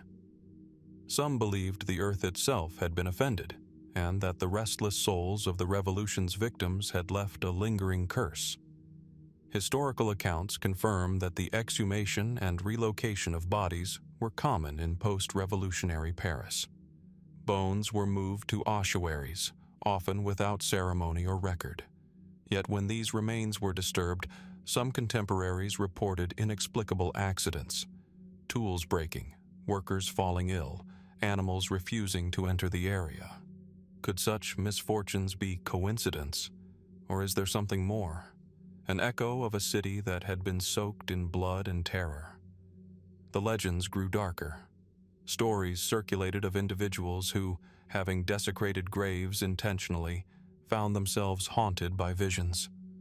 Some claimed to hear knocks at their doors at midnight, or to see figures wandering the streets with the faint outlines of guillotine scars. Others described dreams in which condemned revolutionaries appeared, silent but accusing, their presence pressing upon the dreamer with a weight that could not be ignored. Modern researchers often attribute these tales to psychological factors, the collective memory of trauma, the power of suggestion, and the anxiety of living atop a history so violent. Yet even skeptics must admit, there is a strange power in places soaked with death. The mass graves of the Revolution were not ordinary burial sites. They were repositories of sudden violent ends, concentrated in narrow spaces, often dug in haste, sometimes in haste repeated over and over as executions surged. It is not difficult to imagine that such locations might imprint themselves upon those who linger too long nearby. The most famous site associated with this curse is the section of the old cemetery of the Holy Innocents, cleared during the Revolution. Thousands of bodies, victims of the guillotine and street violence, were buried here in shallow pits. Later, when city planners attempted to clear the ground for urban development, workers reportedly encountered bones in surprising abundance. In some accounts, a sense of unease pervaded the site, sudden chills, tools falling inexplicably, and animals that would not cross the disturbed earth. Were these natural phenomena interpreted through fear, or were they remnants of something more? Folklore has also linked the curse to the revolution's ideology itself. Some argue that the radical zeal, the hatred for monarchy, and the extremity of the terror created a psychic imprint upon the city. Each life taken in fury, each scream that echoed from the scaffold, left an energy that could not be contained by soil alone. Could this be why the disturbances persisted, even as generations passed, long after the revolution's political fervor had cooled? More speculative theories suggest that the dead themselves are agents of warning. By haunting the places of their burial, they may be reminders that violent upheaval leaves enduring consequences, not only in memory but in the very environment. Perhaps the curse is less supernatural and more historical, a manifestation of human guilt, collective trauma, and the memory of unmarked deaths that refuse to remain silent. Archaeologists and historians who have excavated these sites often speak of a strange duality. On one hand, there is the undeniable physicality of the graves, bones, coffin fragments, and soil layers telling the story of chaos. On the other hand, there is the intangible sense, the stories, the persistent unease, the reports of inexplicable accidents. Together they form a puzzle that is both material and psychological, concrete and spectral. Even today, when modern construction or renovation uncovers traces of revolutionary graves, there is a sense of caution, almost superstition. Workers handle the remains with care, aware of centuries-old warnings and stories passed down through generations. Archaeologists sometimes describe an eerie stillness in the air, a hush that seems to descend over the dig site as though the dead themselves are observing. The curse of the revolutionaries' graves is not merely about spirits or ghosts. It is about memory, about the consequences of violence, and about how the past refuses to be neatly buried. Each disturbance of these graves, each uncovering of bones, brings with it an unease that is hard to dismiss. So we are left to wonder, do these graves hold only the bodies of the dead? Or do they contain something more? An echo of the terror, a lingering imprint of fear, a reminder that some histories cannot be fully laid to rest. And if the curse is real, Is it bound to the graves themselves? Or does it travel with the stories, haunting anyone who dares to remember? From the haunted earth of Paris's revolutionary cemeteries, we turn now to a quieter, yet no less enigmatic form of history.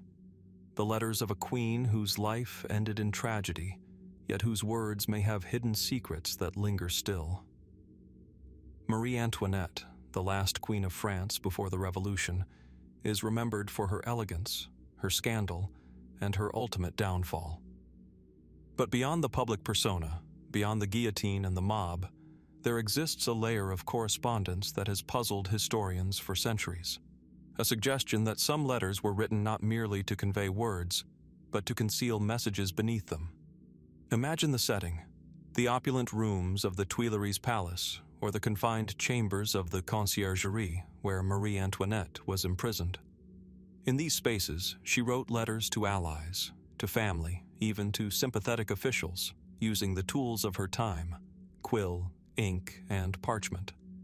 On the surface, these letters appear to be intimate, often pleading for intervention, expressing fear, or attempting to influence the course of events. Yet, some historians have noted anomalies: odd repetitions of certain words, peculiar spacing, unusual capitalization, that hint at the possibility of coded communication. It was not unusual for members of the royal family to employ ciphers. Letters could be intercepted, read, or even destroyed by revolutionary authorities. The stakes were high. Any message revealing intent, alliances, or locations could endanger lives. And yet, some correspondences that survived seem innocuous to the casual observer, while carrying layers of meaning that only a careful reader might detect.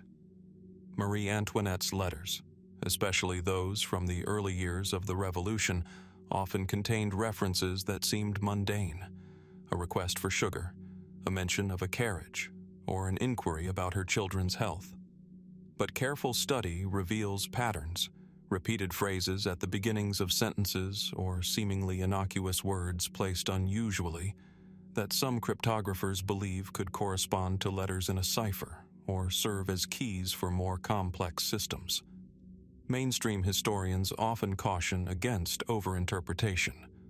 Letters can appear patterned simply through habit or style. Repetition may result from stress or urgency. Capitals and spacing may reflect quill pressure or the constraints of available parchment. Yet others argue that Marie Antoinette's intelligence and education make it plausible that she might have employed codes, especially given the precarious circumstances she faced. After all, she had access to tutors, diplomats, and couriers well versed in the subtleties of encryption. The intrigue deepens when considering the recipients of these letters.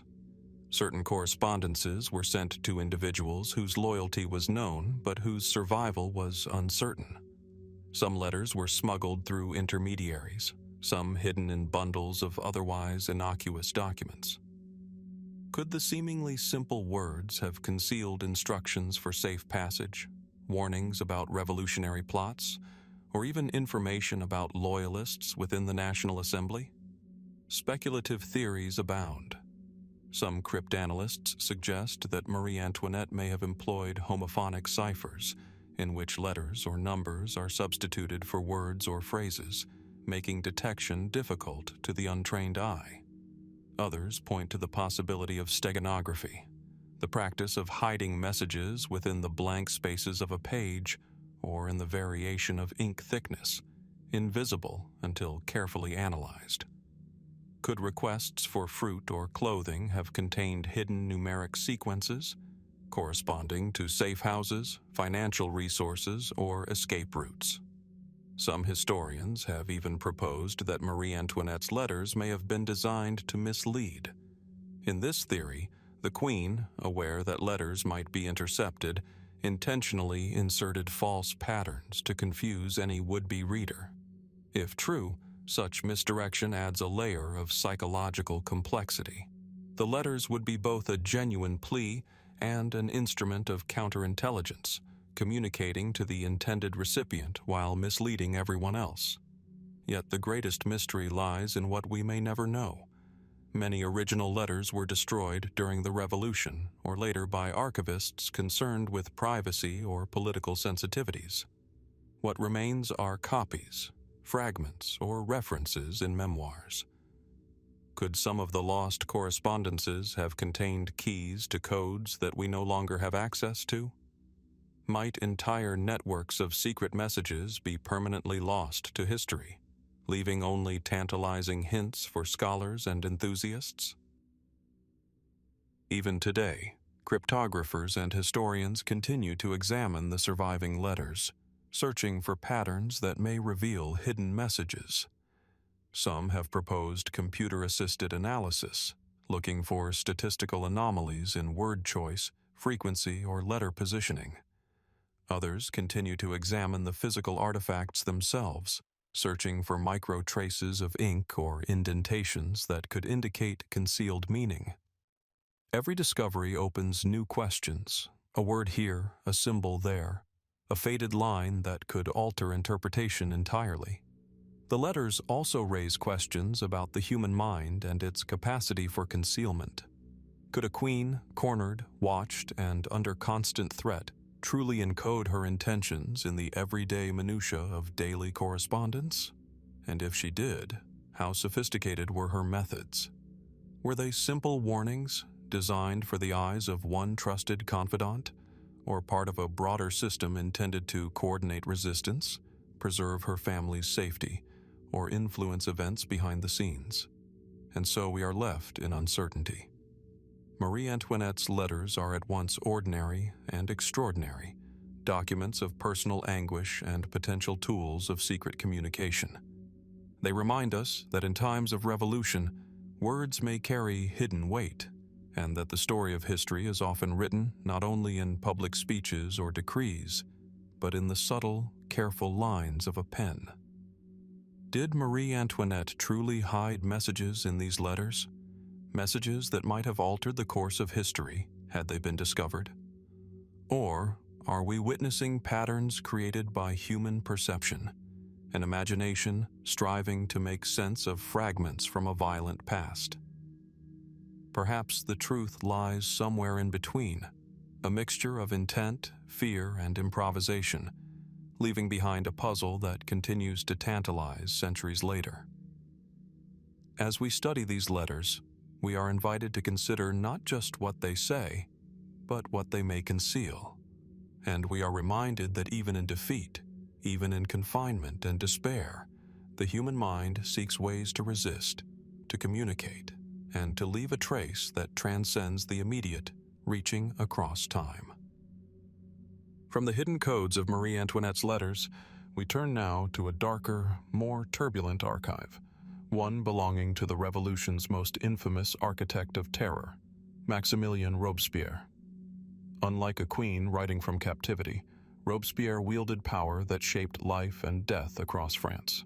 Yet, despite his prominence, the records of his own thoughts, strategies, and correspondences are conspicuously incomplete. Many of his papers seem to have vanished, leaving historians with tantalizing fragments, rumors, and unsettling questions. What did Robespierre write? And who ensured that the full story would never reach us? Picture the scene. The cramped offices of the Committee of Public Safety, crowded with scribes, clerks, and the faint smell of ink on parchment. Robespierre, austere and intense, worked tirelessly, dictating speeches, drafting policies, and managing a revolution spiraling out of control. His papers contained everything from legislative notes to private reflections, critiques of allies and enemies, and plans for the machinery of power he helped construct. For those who survived the terror, these documents would have been invaluable, not only as records, but as insight into a mind that orchestrated both justice and fear with unwavering conviction. Yet, after Robespierre's arrest and execution in July 1794, many of these papers disappeared. Some were seized by revolutionary committees, others by political opponents eager to erase traces of his influence. Accounts vary. Some documents were burned immediately, deemed too dangerous. Others were secretly removed, hidden in private collections, or destroyed later in moments of political upheaval. The result is a fragmentary record, a few speeches, some letters, and isolated notes. The vast majority, potentially the most revealing, have been lost to history. Historians have long debated the circumstances of this disappearance. Was it deliberate? A calculated effort by Robespierre's enemies to erase his ideological footprint? Or the chaotic byproduct of a revolution in collapse, when clerks and administrators fled, leaving offices ransacked and documents scattered? Perhaps some papers were destroyed in fear. Their content could have implicated powerful figures still active in post-terror France. Each possibility raises questions not only about what was lost, but why it mattered enough to ensure that the full record would not survive. Speculation becomes more intriguing when considering the content of these missing documents. Robespierre was known for his meticulous notes, philosophical reflections, and obsessive attention to detail. Could these vanished papers have included plans that went beyond public knowledge, revealing secret strategies, covert alliances, or even instructions for future revolutionary action? Some have suggested that they might have contained cryptic warnings or coded messages, not unlike the secret correspondences of Marie Antoinette. Messages that could have offered insight into the revolution's inner workings and perhaps even foreshadowed Robespierre's own downfall. The trail grows murkier still. Contemporary accounts occasionally mention bundles of Robespierre's writings confiscated after his execution. Witnesses describe hurried attempts to remove incriminating evidence, though records of these seizures are inconsistent and often contradictory. Some papers were reportedly sent to government archives. Others vanished from sight entirely. Over the years, a few fragments emerged in private collections, only to be lost again or dismissed as minor notes. Could entire volumes of revolutionary strategy, political correspondence, and philosophical musings lie hidden in attics or libraries, misidentified or forgotten? Modern researchers have tried to reconstruct his intentions from surviving materials, yet the absence of so many documents leaves gaps impossible to bridge. Scholars pore over speeches and letters, comparing style, language, and context, attempting to infer meaning where evidence is missing. The gaps themselves are instructive. They remind us that history is rarely complete, that power often leaves only fragments, and that absence can be as telling as presence. Some fringe theories even suggest deliberate concealment with more extraordinary motives. Did Robespierre's closest allies remove documents to protect him posthumously, or perhaps to preserve secrets that could implicate them?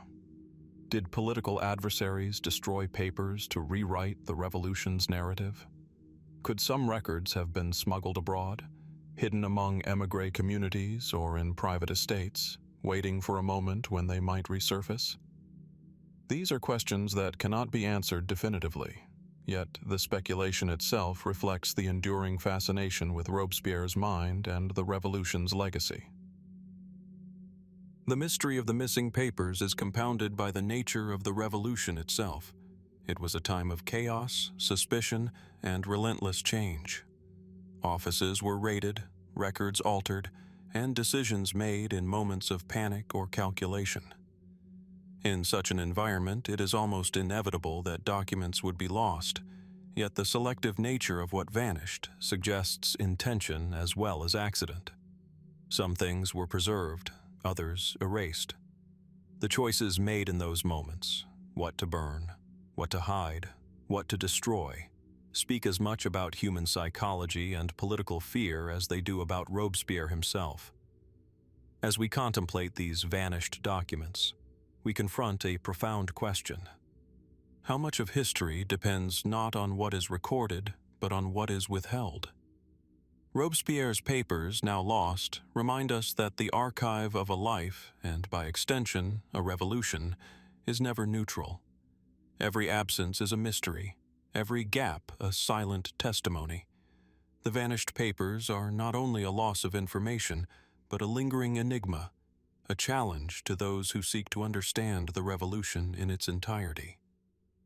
Could these missing papers, if discovered, alter our understanding of Robespierre, the Terror, or the Revolution itself?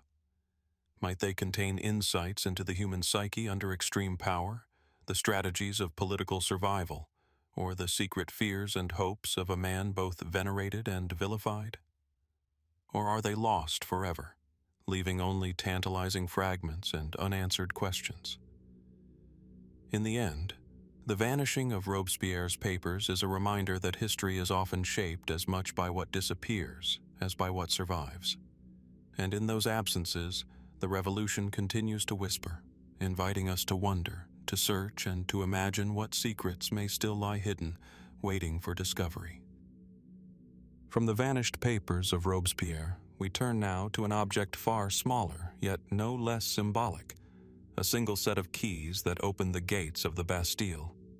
The prison itself is long gone, its stones scattered and repurposed, but the memory of the Bastille remains central to the Revolution's iconography, and at the heart of that memory lies a mystery: the disappearance of the keys that once unlocked the prison's doors, an enigma that has fascinated historians for centuries. Picture the scene.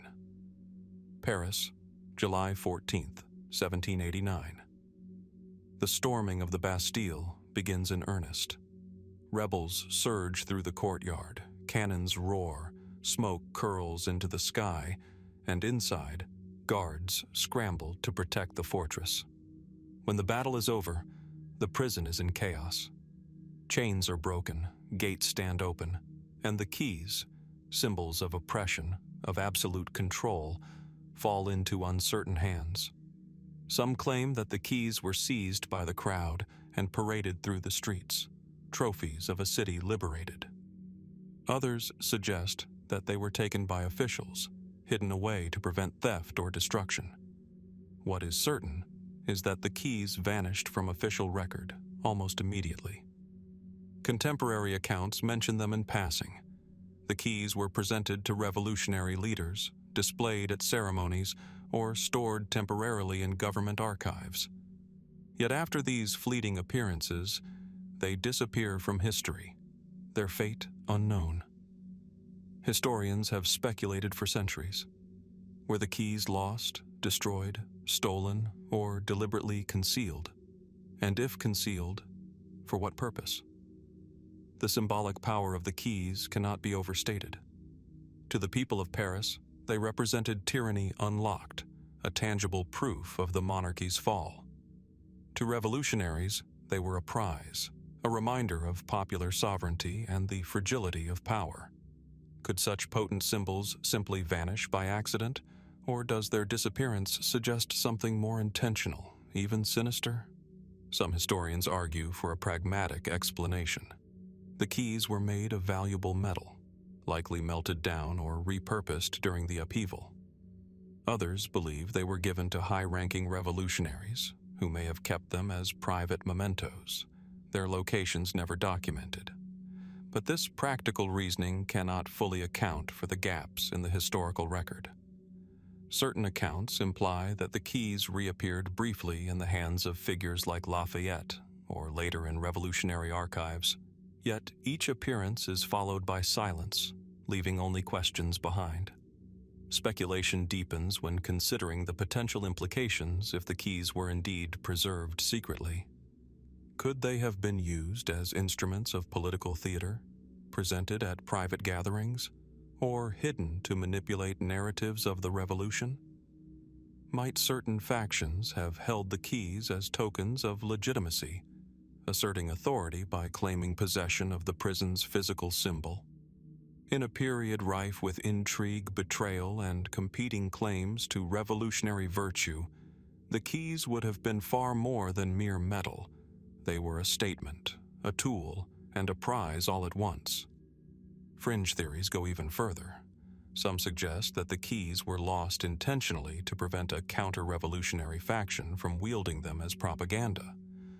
Others propose that the keys were smuggled abroad, taken by émigrés seeking to preserve relics of the Ancien Régime or to assert the continuity of power outside France. Could they still exist, tucked away in a private collection, miscatalogued in a museum, or hidden within a vault whose significance has long been forgotten. Contemporary eyewitnesses, writing years later, offer conflicting reports. Some insist the keys were displayed in revolutionary ceremonies, then disappeared in the subsequent chaos of 1790 to 1792. Others claim they were taken to the Hôtel de Ville and from there vanished entirely. The discrepancies themselves are telling. Even in the immediate aftermath, no consensus existed and no reliable documentation was maintained. The absence of clarity has only fueled centuries of speculation. The fascination with the Bastille keys is about more than their material presence. They serve as a reminder of how easily history can be lost, altered, or obscured. An object so small, so seemingly mundane, can carry profound weight, a weight amplified by the dramatic events of the Revolution, by the symbolism attached to liberty and tyranny, by the memory of violence and triumph. To lose the keys is not merely to misplace metal. It is to leave a gap in the narrative, a space where imagination and inquiry meet. Modern searches for the keys have yielded nothing definitive.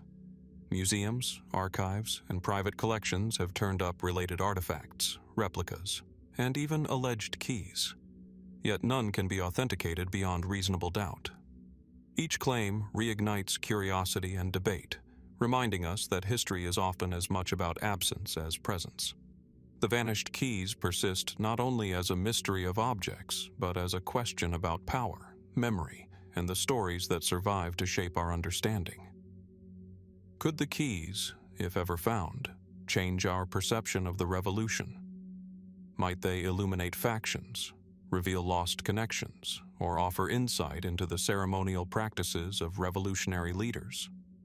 Or are they destined to remain a symbol of absence, an object whose disappearance mirrors the uncertainty, chaos, and fragility of the world that gave it meaning?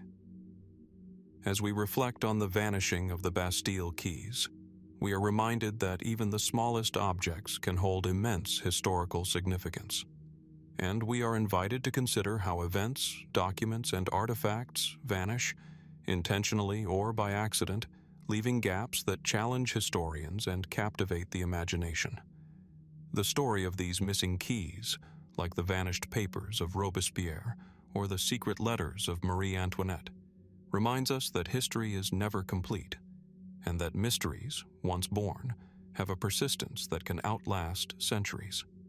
So we are left to wonder, where are the keys now, and what truths, if any, remain locked within them, waiting for discovery?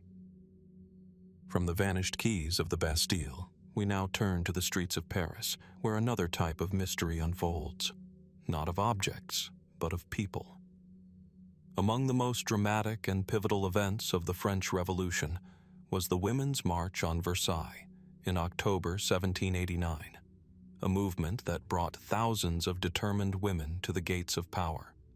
They marched with purpose, armed with pitchforks, knives, and sheer conviction, demanding bread, justice, and the presence of the king in the city. Yet, while the march itself is well documented, the identities and fates of many of its leaders remain shrouded in uncertainty, leaving historians to piece together fragments of names, anecdotes, and rumors. Picture the march, dawn breaking over the cobblestone streets, a dense crowd of women converging on Versailles, their voices rising in chants that echoed off palace walls. It was a display of both collective power and individual courage, yet the historical record treats the leaders of this movement with frustrating opacity. Some names survive, figures like Théroigne de Méricourt, Pauline Léon, and Claire Lacombe, but beyond these, countless organizers and instigators vanish from the official narrative, their contributions all but erased by time or deliberate oversight. Why does this gap exist? Partly, it reflects the chaotic nature of revolutionary documentation. Record-keeping was inconsistent, many participants were illiterate, and newspapers often sensationalized events rather than providing careful accounts. Yet historians suspect there is more at play. The revolution, though fueled by popular action, was also a story of controlling narratives. Women, despite their pivotal role, were often marginalized in the records, their deeds downplayed or obscured by the men who wrote the history afterward. Could some leaders have been deliberately anonymized to reduce the visibility of female power, or even to protect them from political retribution? The march itself is rich in both verified detail and tantalizing ambiguity.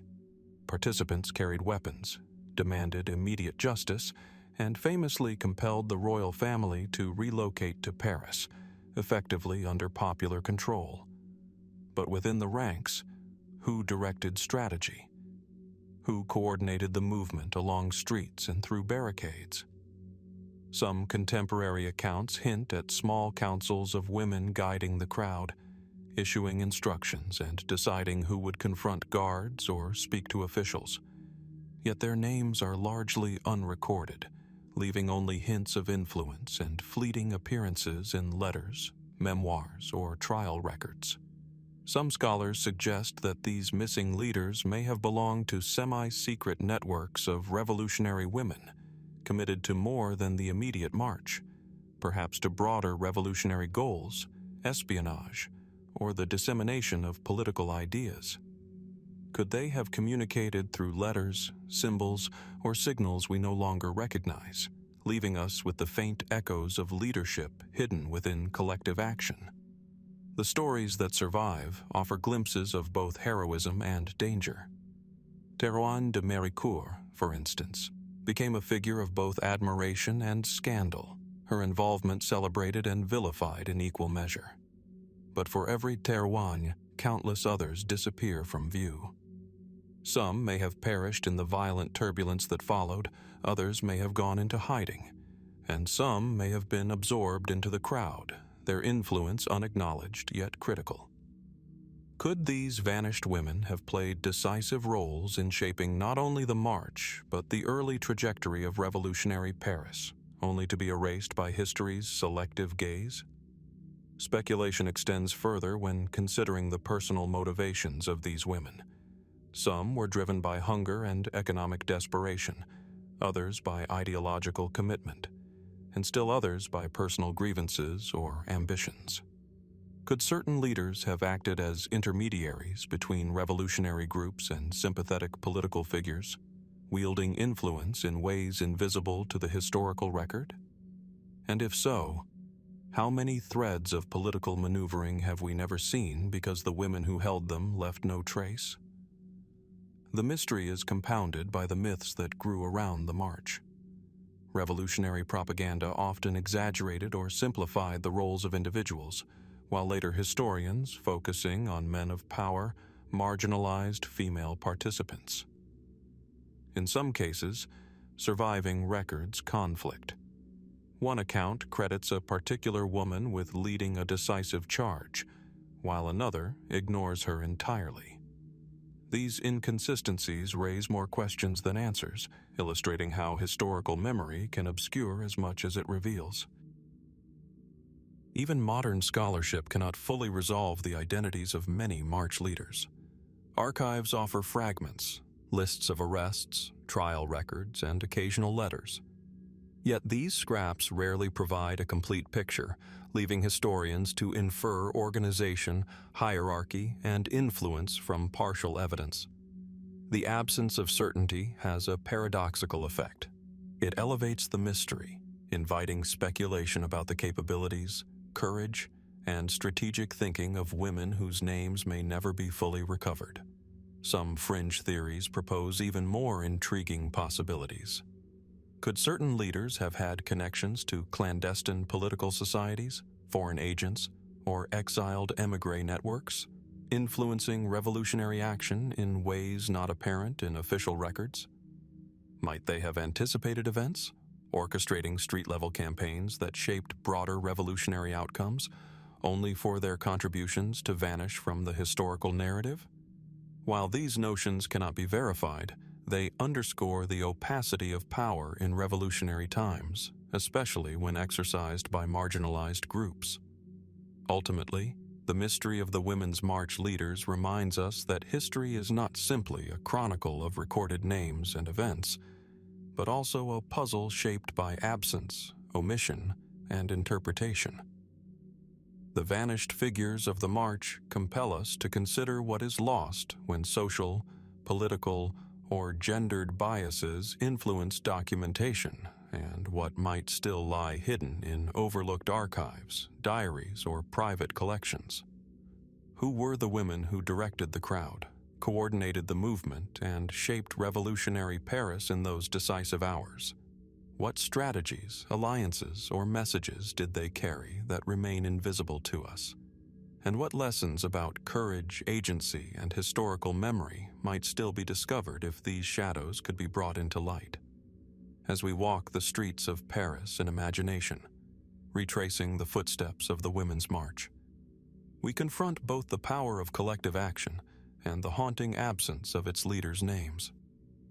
Their stories, partially told and largely lost, challenge us to reconsider how history is written and how much of the past remains locked away, waiting for rediscovery. From the vanished leaders of the Women's March, we move from the streets of Paris to its soundscape, where another, more elusive mystery lingers: the ghostly drums of the Revolution.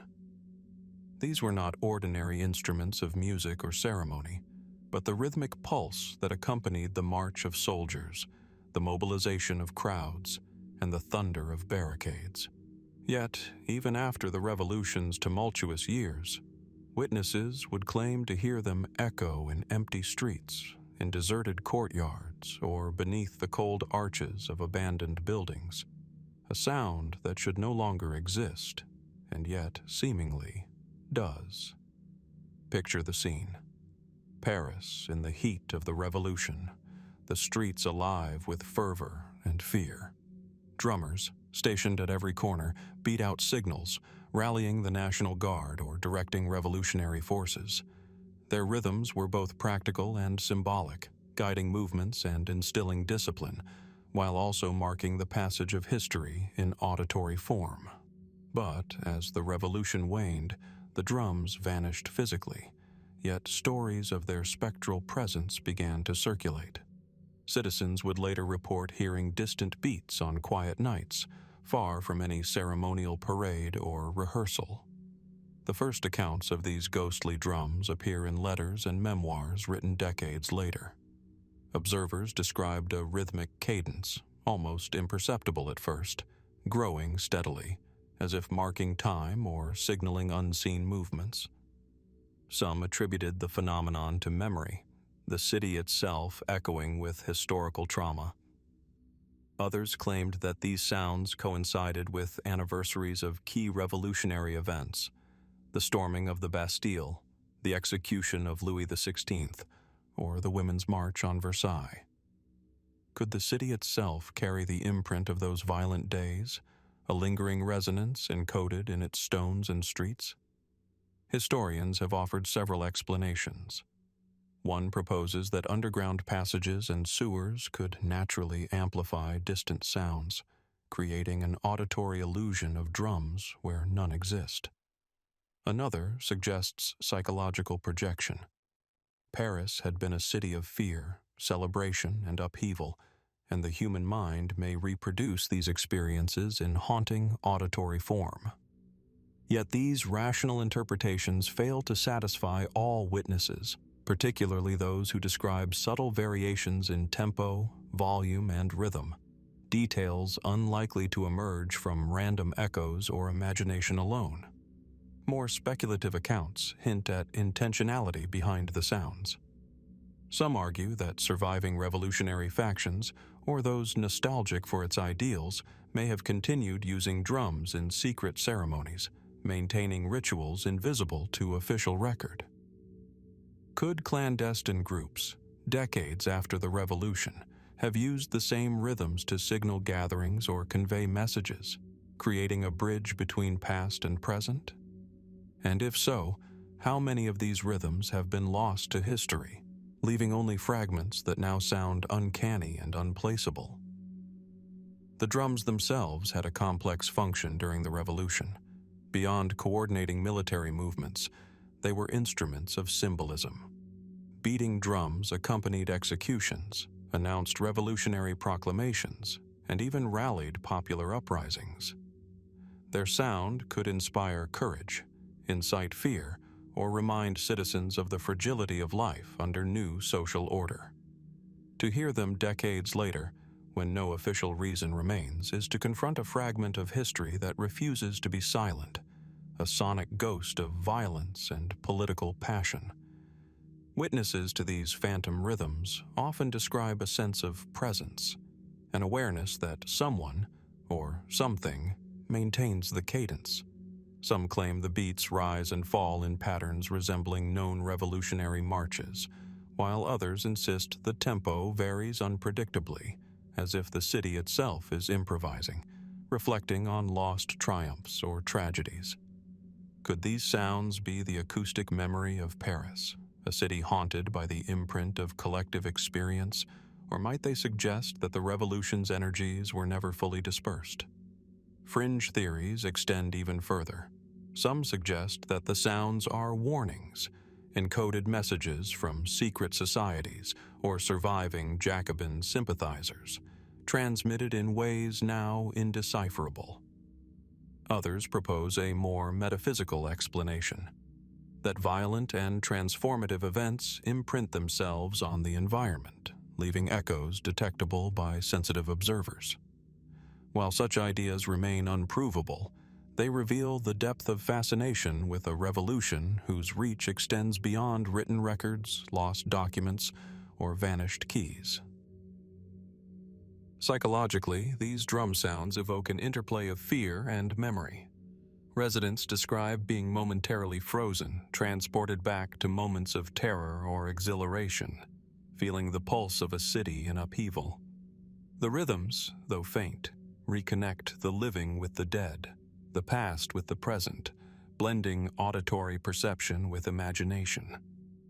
Are the sounds mere coincidence, or is there an underlying structure, a hidden order to the ghostly beats that we are no longer equipped to understand? Even modern scholars, armed with acoustic analysis and historical reconstruction, find the mystery elusive. Attempts to recreate the sounds from documented revolutionary drumming patterns yield no full explanation. Environmental factors, memory, and cultural expectation intertwine, creating a phenomenon that seems as much about human perception as about historical fact. Yet this very uncertainty is what lends the mystery its power. The drums persist as both auditory relics and symbols of the revolution's enduring, intangible resonance. As we reflect on the ghostly drums of Paris, we are invited to consider not only what is lost in history, but what continues to inhabit it. The revolution was not only a series of events recorded in stone, ink, or paper. It was a series of movements, rhythms, and energies that shaped the city itself. To hear these phantom beats is to confront an echo of human passion, a reminder that some aspects of the past resist complete disappearance, continuing to resonate in ways both subtle and profound. Could these rhythms, faint and unexplained, connect us to the hidden lives of revolutionaries, to unsung leaders, to vanished keys and lost papers? Or are they merely the mind's echo of trauma and triumph, a poetic reflection of a past that refuses to remain silent? We may never know. And yet, as night falls over Paris, with empty streets stretching into darkness, one cannot help but listen for the faint cadence of those drums, a sound that, whether imagined or real, keeps the revolution alive, whispering secrets that history has not yet revealed. From the echoing rhythms of the ghostly drums, we turn now to the private words of one of the revolution's most formidable figures, Georges Danton. Known for his commanding presence, fiery oratory, and pivotal role in shaping the early days of revolutionary France, Danton left behind speeches, public addresses, and fragments of correspondence. Yet historians have long whispered about something far more tantalizing: the existence of personal journals written in secret, chronicling not only the events of the Revolution, but the inner thoughts of a man navigating chaos, ambition, and mortality. These journals, however, have vanished, disappearing almost as mysteriously as the man himself when he was executed in 1794. Imagine Danton in his private chambers, a candle flickering against the stone walls, quill scratching across paper as he records meetings, debates, and the political intrigues swirling around him. The air would have been thick with the scent of ink and wax, the murmur of the streets below, and the ever-present tension of revolution, immediacy and danger captured in delicate handwriting. What might he have written? Could his journals have revealed not only strategy and correspondence, but personal reflections, fears, and doubts hidden from public view? We know that Danton was a master of political maneuvering, an advocate of decisive action tempered with pragmatism. Contemporary accounts describe him as shrewd, charismatic, and often unpredictable. Yet in these vanished journals, historians speculate, he may have recorded alliances, betrayals, and plans that never reached the official archives. Could they have exposed plots, secret networks, or conflicts that the surviving records conceal? The very notion that such personal insights existed and then disappeared adds a layer of intrigue to a life already steeped in danger and controversy. Some fragments of evidence hint at the journal's existence. Colleagues and adversaries occasionally referenced notes or writings in letters or speeches, suggesting that Danton kept careful records. One account claims that on the eve of his arrest, he had been seen consulting a bundle of papers, possibly his personal journals, before they vanished from sight. After his execution, these documents were reportedly searched for, confiscated, or hidden by those who feared their revelations, but no trace has been found. Were they destroyed deliberately to protect reputations, or were they stolen by opportunists seeking leverage in the revolution's chaotic politics? The disappearance invites a spectrum of speculation. One plausible scenario is that the journals were destroyed by revolutionary authorities who feared the exposure of compromising alliances or dissenting views. Danton's powerful voice had won him enemies among the radical Jacobins, and the Revolutionary Tribunal might have wanted to erase any written record that could challenge their narrative. Another theory suggests that Danton himself may have hidden the journals, anticipating the danger of his political position, only for them to be lost to time, misplaced, or forgotten in the upheaval of Paris. More speculative interpretations propose even darker possibilities. Could the journals have been seized by foreign agents or émigrés, containing secrets that could destabilize or manipulate the young republic? Might they have been circulated among conspiratorial circles, influencing events in ways invisible to history? These ideas remain unprovable, yet they underscore how personal documents, once lost, can become repositories of untold history, fragments of reality that persist only in rumor, inference, and imagination. The content of the journals, if they existed, could have shed light on Danton's complex character. He was a man caught between the pursuit of justice and the necessity of compromise, capable of both ruthless pragmatism and genuine empathy. Would his private writings reveal fear of betrayal, reflections on mortality, or the psychological toll of witnessing mass executions? Could they have documented secret discussions with figures like Robespierre, Saint-Just, or Hébert, illuminating the undercurrents of power that shaped revolutionary decisions? Even without these journals, Danton's legacy is marked by gaps, moments where historical records cannot fully explain his choices. The vanishing of his personal writings compounds this uncertainty, leaving a tantalizing void for historians and enthusiasts alike. How many decisions we attribute to courage, calculation, or circumstance were in fact informed by private knowledge, strategies, or confessions that remain hidden? The journals, lost or destroyed, represent not just missing papers but missing insight into one of history's most volatile periods. Fringe theories add another layer of fascination. Some suggest that hidden manuscripts might still exist, miscatalogued in private collections, tucked away in archives, or even circulating quietly among collectors. Others propose that coded language, cryptic annotations, or symbolic sketches might have been employed, making the journals unintelligible to anyone outside Danton's inner circle. Could the very way the journals were written have been designed to protect sensitive information, rendering their absence even more frustrating to modern investigators? The loss of Danton's journals is a reminder that history is not merely a series of recorded events, but a web of absences, silences, and disappearances. They illustrate how the Revolution, despite being heavily documented in speeches, decrees, and public records, is simultaneously shaped by what is missing, by the stories that could have been told, by the insights never shared, by the lives partially obscured. Danton's vanished words, like the ghostly drums or the lost keys of the Bastille, exist in the interstices of history, where fact, speculation, and imagination intertwine. As we reflect on these lost journals, we are confronted with the fragility of memory, the impermanence of written record, and the ways in which history can be shaped as much by disappearance as by preservation. What might we learn if Danton's thoughts were revealed? How might our understanding of the Revolution shift if his private voice could finally speak? And most haunting of all, how many other voices remain hidden, lost to the tumult of history, leaving us only fragments and questions? The mystery of Danton's journals, like so many other vanished artifacts and vanished voices, invites us to ponder the limits of what can be known and the enduring power of what remains unseen.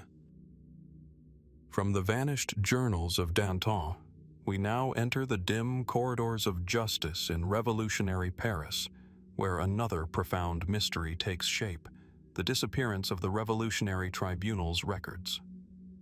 The Tribunal, established in 1793, was both a symbol and an instrument of the Revolution's fervor, responsible for judging those accused of counter-revolutionary activity.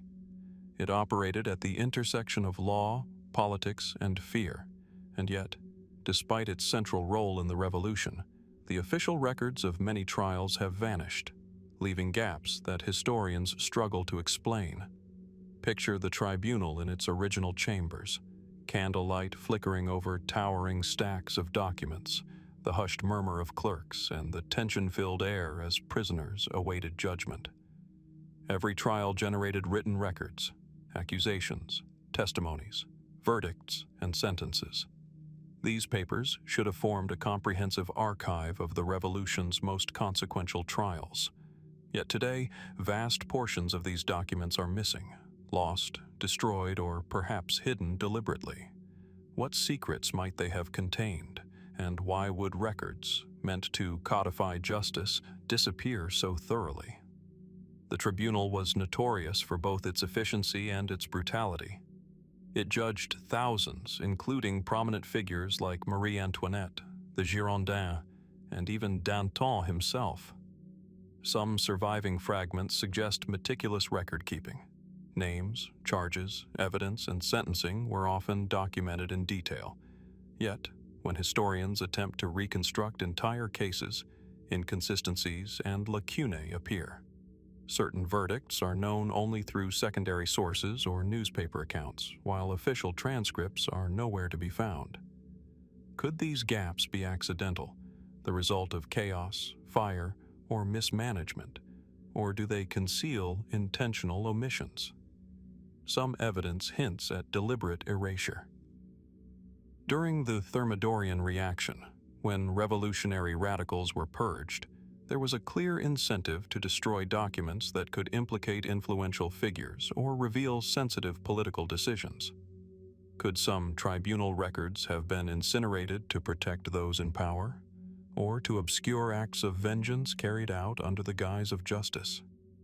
The missing files leave unanswered questions about both the process and the participants. suggesting that much of what occurred within the tribunal's walls may never be fully known. The disappearance of these records has fueled speculation. Some historians propose that certain documents were secretly removed and preserved by private collectors, émigrés, or surviving revolutionaries with vested interests. Could hidden archives still exist in attics, private libraries, or distant estates, waiting to reveal truths long obscured? Other theories are more metaphysical. Might the chaos of revolutionary Paris, with its violence, fear, and energy, have left an imprint so pervasive that the very act of documentation became unreliable, leaving only fragmented traces? Consider the tribunal's unique duality. It was both legal institution and political weapon. Trials were legalistic in form, but often politically motivated in substance. The disappearance of records may obscure the methods, motives, and manipulations behind the revolution's most consequential decisions. How many verdicts were determined not by evidence, but by influence, fear, or secret negotiation? Without full records, these questions linger, unresolved and tantalizing. Even surviving materials hint at hidden layers of complexity. Some trial transcripts were altered, codified, or censored, creating inconsistencies between what was recorded and what actually occurred. Witness statements occasionally contradict each other or are absent entirely. Could the missing records have contained exculpatory evidence, personal confessions, or information implicating powerful individuals, erased to protect reputations or conceal inconvenient truths? The vanished documents suggest a deliberate shaping of historical memory, leaving the present with only fragments and speculation. Fringe theories further expand the enigma. Some suggest that secret orders or revolutionary conspiracies were documented within tribunal files, later removed to protect clandestine operations or reveal hidden political alliances. Others speculate that coded messages or encrypted information might have existed within the records, intelligible only to insiders, now lost to history. If true, the disappearance is not merely a matter of archival neglect, but the intentional suppression of knowledge too dangerous or sensitive to survive public scrutiny. The psychological impact of the missing records cannot be overstated. They represent a profound silence at the heart of revolutionary justice, a gap in the narrative of power and punishment. Historians, researchers, and enthusiasts encounter only fragments, lists of names, scattered verdicts, or references in memoirs and letters. These gaps force us to confront the limits of our knowledge, reminding us that history is as much about absence as presence, as much about what was lost as what was preserved. Moreover, the vanished tribunal records raise questions about accountability and memory. How do societies remember justice when the documentation of that justice is incomplete or deliberately erased? How do we understand events, verdicts, and actions that might forever remain hidden behind lost papers? The absence of records transforms every known trial into a shadow, every surviving note into a clue, every gap into a space for speculation. Ultimately, the mystery of the Revolutionary Tribunal's missing records is not only an archival problem, it is a window into the fragility of historical memory, the perils of concentrated power, and the opacity of human actions during periods of upheaval. What might these documents reveal about the nature of justice, the psychology of revolutionaries, or the mechanisms of fear and influence that shaped the revolution? And how many other critical pieces of history are waiting in silence, their truths veiled by the passing of time? As we wander through the imagined halls of the Revolutionary Tribunal, candlelight reflecting off empty shelves where once meticulous records were kept, we are confronted by both the enormity of what was documented and the depth of what has vanished. The missing papers whisper of decisions, secrets, and judgments that may never be fully known, inviting us to imagine, question, and reflect on the shadows left behind by a revolution that continues to haunt the present. From the vanished records of the Revolutionary Tribunal, we move deeper into the shadowed recesses of revolutionary Paris, to a place that bore witness to some of the revolution's most chilling episodes, the Temple Prison. Once a medieval fortress repurposed as a state prison, the Temple housed prominent prisoners, most famously members of the royal family, including Louis XVI, Marie Antoinette, and the young Louis XVII. Over the years, countless documents were created here. Inventories of possessions, lists of guards, logs of visitors, and reports of daily routines. Yet, against all odds, some of these records survived when so much else vanished, while others disappeared entirely, leaving a fragmented and enigmatic archive. Imagine the temple in its prime. Stone walls damp with cold, narrow corridors echoing with the footsteps of sentries, small windows barred with iron, and the muffled murmur of conversations between prisoners and guards. In the midst of this austere environment, meticulous records were maintained.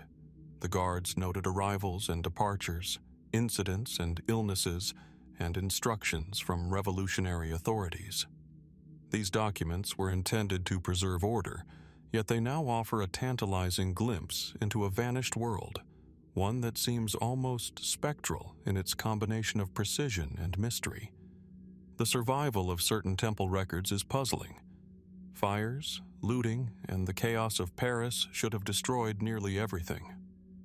Many archives from this period were deliberately obliterated, records that might expose political improprieties, secret negotiations, or embarrassing lapses in revolutionary discipline were often incinerated. And yet, some logs, inventories, and letters persisted, surviving in private collections, state archives, or forgotten attics. What accounts for this selective preservation? Was it sheer chance, the diligence of archivists, or intentional concealment designed to protect sensitive information? Among the surviving documents are meticulous lists of prisoners' belongings, clothing, jewelry, and personal effects cataloged with remarkable care. These inventories tell not only of wealth and status, but of human lives constrained within stone walls. Yet, despite this precision, other records, particularly those detailing conversations, strategies, or internal correspondences, seem to have vanished entirely. Could these missing documents have contained knowledge so politically explosive that their survival was deemed too dangerous? Or were they lost amidst the upheavals of war, confiscated, or even stolen by individuals seeking to profit from secrets of state? The temple's records also hint at a hidden human drama. Guards and officials occasionally left personal notes, scribbled observations, or confidential reports, fragments that suggest fear, intrigue, and moral conflict. Did some guards maintain private copies of logs, preserving details that were later lost to official channels? Did sympathetic insiders deliberately save certain documents, understanding their potential significance for future historians or political rivals? The selective survival of records suggests a complex interplay of intention, luck, and secrecy. Speculative theories abound regarding the documents that vanished. Some historians suggest that high-ranking revolutionaries might have removed papers to protect themselves or to erase evidence of political missteps. Could secret correspondences between factions or instructions concerning the treatment of prisoners have been hidden to avoid scandal? Others propose that some missing records may have contained sensitive intelligence, coded communications, clandestine negotiations, or even evidence of planned escapes or foreign intervention. If true, their disappearance represents not just a loss of information, but the erasure of entire networks of intrigue. Even the surviving records carry an air of strangeness. Entries sometimes contain inexplicable gaps, cryptic annotations, or contradictions that defy conventional interpretation. For example, prisoner logs occasionally omit days or events, suggesting either deliberate obfuscation or the recording of information in separate, now lost files. Some documents hint at rumors or warnings that were never fully explained, a subtle whisper of danger embedded in mundane administrative notes.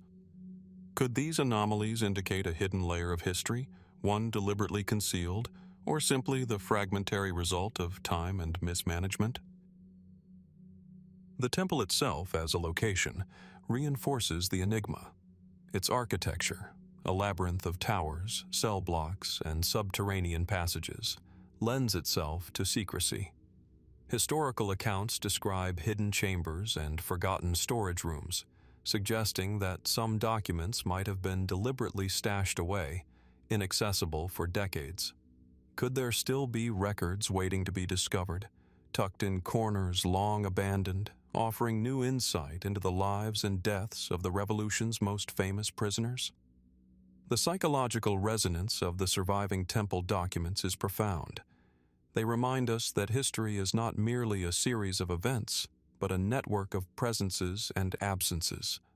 Each surviving ledger, each inventory, hints at lives lived in confinement, at thoughts unrecorded, at secrets that vanished with time. The missing records amplify this effect. By what they leave unsaid, they transform every entry into a doorway for speculation, inviting us to imagine the hidden voices of those who endured the revolution behind stone walls. Ultimately, the temple prison records, both the vanished and the preserved, highlight the fragility and selectivity of memory. They reveal a revolution documented in fragments, where survival of information often depended as much on circumstance and human choice as on official procedure. What might have been revealed if every document had survived intact? How many details about the royal family, the guards, or revolutionary intrigues remain forever obscured? As we stand in imagination among the temple's cold corridors, poring over these fragments, we confront both the precision and the mystery of history. The documents that remain allow us glimpses of past lives, decisions, and routines. Yet the gaps, the vanished records, call attention to the shadows that surround the events we thought we understood. The temple's surviving and missing archives together form a haunting reminder that some stories, despite meticulous record-keeping, may never be fully told. From the shadows of the temple prison, we turn to the open squares of revolutionary Paris, where the spectacle of justice and terror unfolded for all to witness. Among the sea of citizens, soldiers, and officials, a figure has haunted the accounts of contemporary observers. A woman, always dressed in black, her face obscured beneath a heavy veil, appearing at executions with a silent, almost ritualistic presence.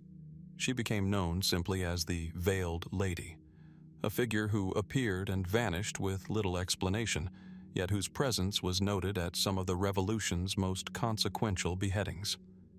Imagine the Place de la Révolution on a cold, gray morning. The scaffold rises against a sky thick with smoke and tension. Crowds jostle for position, anxious for the grim theater of the guillotine. Among them, the Veiled Lady moves deliberately, gliding through the throng, her black robes absorbing light, her veil hiding all expression. No one recorded her speech or actions. She did not call out, cheer, or protest, but witnesses consistently remarked on the intensity of her presence. She seemed at once ordinary and extraordinary, a human shadow whose appearance carried weight and foreboding. Historical records of executions occasionally mention this figure, though details are scarce and often contradictory. Some accounts suggest she appeared at the executions of high-profile figures, including members of the royal family and prominent revolutionaries. Others imply that she was present at lesser-known trials, moving silently among the crowd, observing with inscrutable intent. Who was she? Why did she attend these events, and what, if anything, did she hope to witness or influence? These questions have puzzled historians for centuries. Mainstream explanations suggest several possibilities. She could have been a relative of the condemned, attending in secret to mourn privately, her veil a shield against the public gaze. Perhaps she was an aristocrat, a loyalist seeking to observe the revolution's terror without revealing her identity. Some posit that she might have been a revolutionary herself, using anonymity to monitor proceedings or assess public reactions. Each of these interpretations is plausible, yet none can be confirmed definitively. The historical record offers tantalizing hints, but no conclusive answers. The mystery deepens when one considers the consistency of her appearance. Witnesses described her attire, movements, and demeanor with remarkable similarity across different executions, sometimes months or even years apart. Could one individual have maintained such a presence over time? Or is the Veiled Lady a composite of multiple figures, a symbol formed in the collective imagination of those who watched the guillotine's work? And if she was a single person, what allowed her to navigate these events unnoticed, even as crowds swelled and guards patrolled? Speculative theories extend further into the realm of intrigue. Some suggest she may have been a secret agent, collecting information for foreign powers or internal revolutionary factions.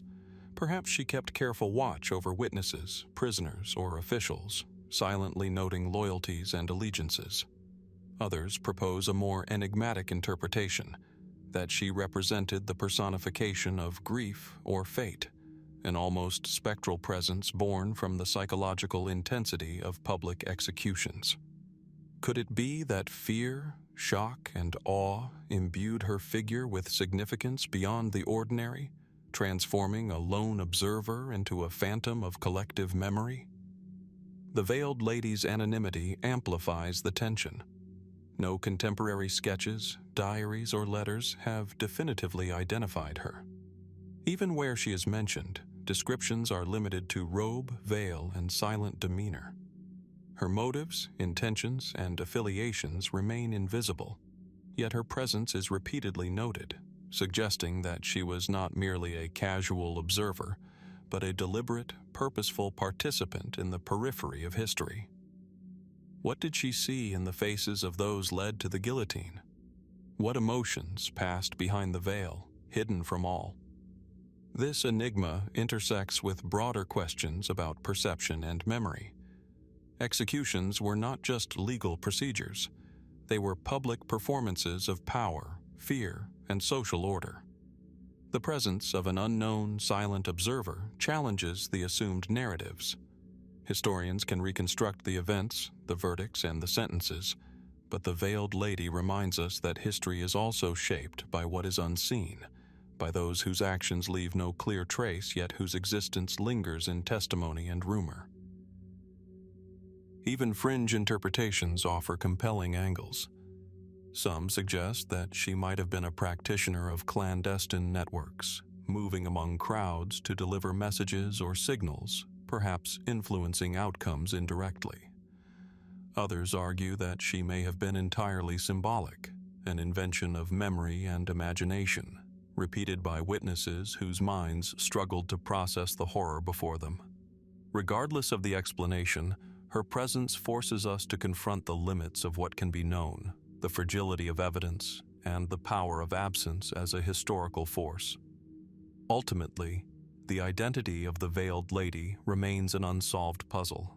She embodies both the human and the mysterious aspects of the Revolution, a witness to history, and simultaneously a question that history cannot fully answer. What role did she play in the unfolding of events at the guillotine? Did she influence decisions or bear witness for some hidden purpose? Or was she, in the end, a silent observer caught between duty, grief, and fear, moving through the crowd like a shadow that left no trace but that continues to haunt memory? As we imagine her, standing apart from the throng, the heavy veil concealing all but a suggestion of intent, we confront the lingering power of presence and absence. The Veiled Lady reminds us that for every name preserved in ink, countless others remain hidden, and for every visible act of history, there exists a shadow whose story may never be fully told. And so, the mystery persists, an invitation to wonder what still lies unseen within the unfolding narrative of the French Revolution. From the silent enigma of the Veiled Lady, we turn to a far quieter yet profoundly unsettling scene: the Carmelite convents of Paris, where a small community of nuns faced the Revolution's inexorable machinery of death. Among these women, a particular mystery endures: the visions experienced by the Carmelite martyrs in their final days, moments of light and terror that were recorded in letters, testimonies, and later recollections, yet remain shrouded in uncertainty and awe. Picture the convent, a small, austere building tucked into a narrow street, its walls cloaked in centuries of devotion. Inside, the air is heavy with the scent of wax candles and worn wood, echoing with quiet prayers. Outside, the city is in upheaval. Mobs, soldiers, and the distant clang of the guillotine punctuate the days. The nuns are removed from public life, confined to their cells, yet the Revolution's shadow reaches even here. It is within these walls, in the stillness of imprisonment, that reports of extraordinary experiences emerge, visions described as luminous, terrifying, and deeply spiritual, glimpses of what lay beyond the mortal world. Contemporary accounts describe these visions with a mixture of reverence and incredulity. Some nuns spoke of radiant figures appearing at the foot of their beds, of angelic voices calling them toward peace, or of terrifying images foretelling the horrors that awaited them. Letters written in the convent's final weeks convey a sense of calm acceptance intertwined with awe. The sisters seem to have been simultaneously comforted and unsettled, bearing witness to something beyond ordinary comprehension. What was the source of these visions? Were they a manifestation of profound faith, psychological stress, or something else entirely?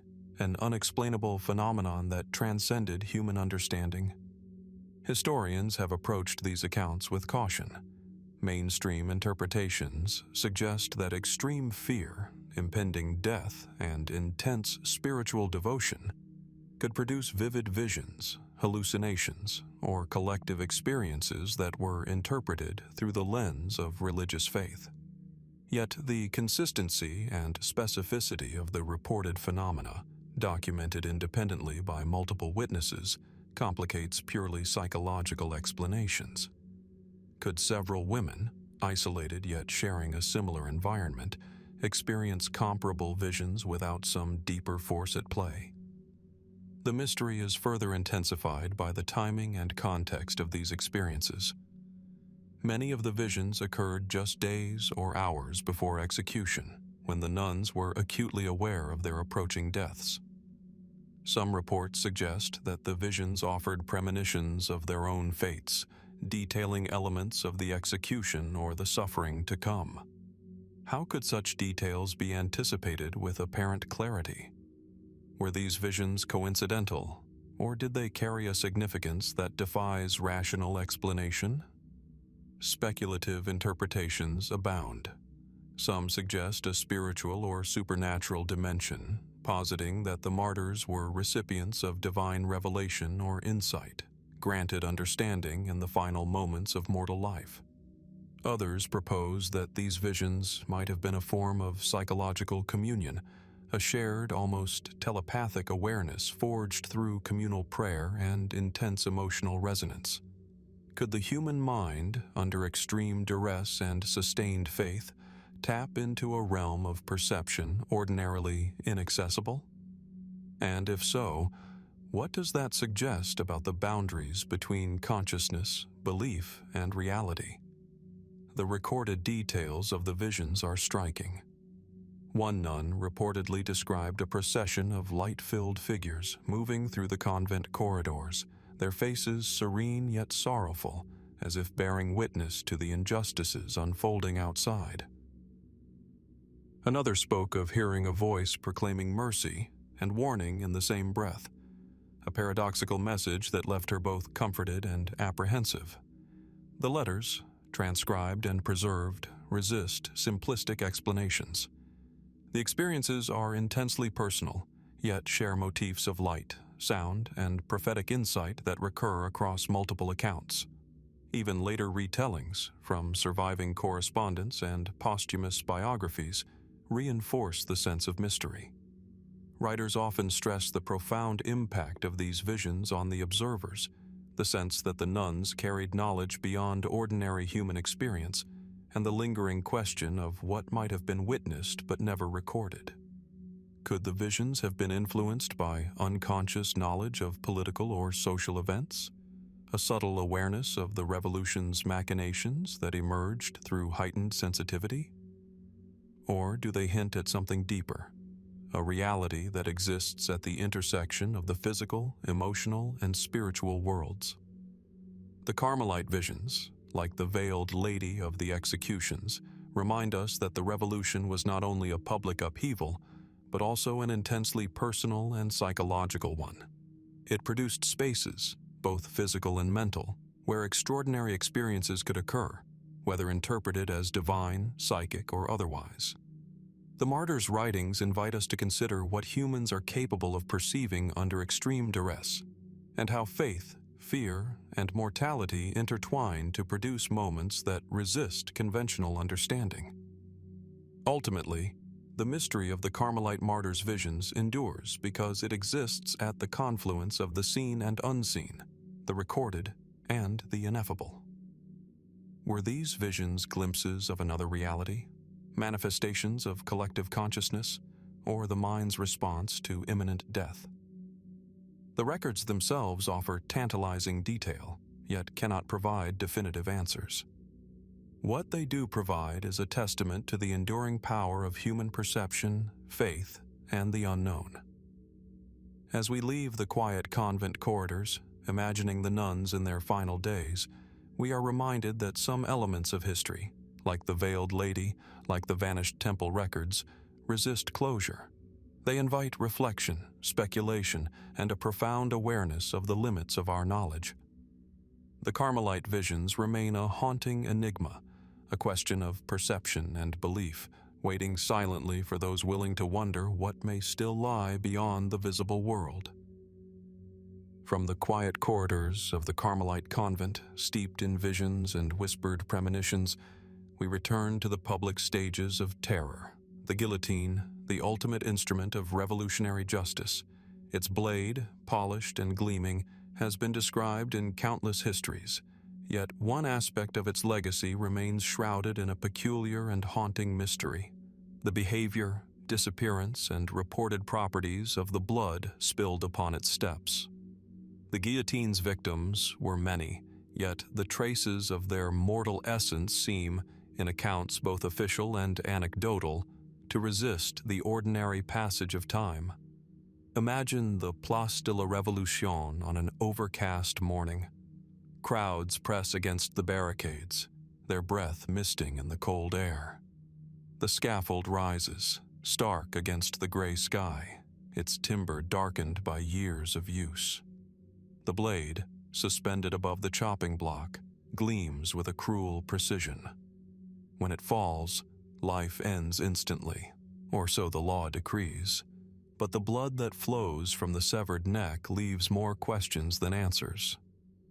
Witnesses often remarked on the unusual qualities of the liquid, its vivid color, the way it pooled or sprayed, sometimes lingering longer than expected under the cold winter sun.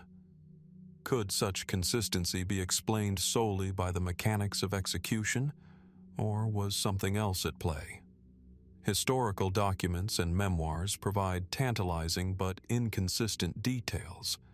Some observers noted that the blood behaved almost unnaturally, as if it resisted drying, retaining a startlingly bright hue even hours after execution.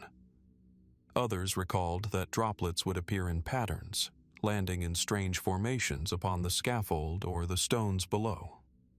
Could these descriptions reflect exaggeration or the human mind attempting to process horror, or might there be a chemical or environmental explanation as yet overlooked? The Revolution produced a theater of death, but even in such a macabre context, these accounts stand apart, hinting at anomalies that defy straightforward explanation. Mainstream historians have suggested practical explanations.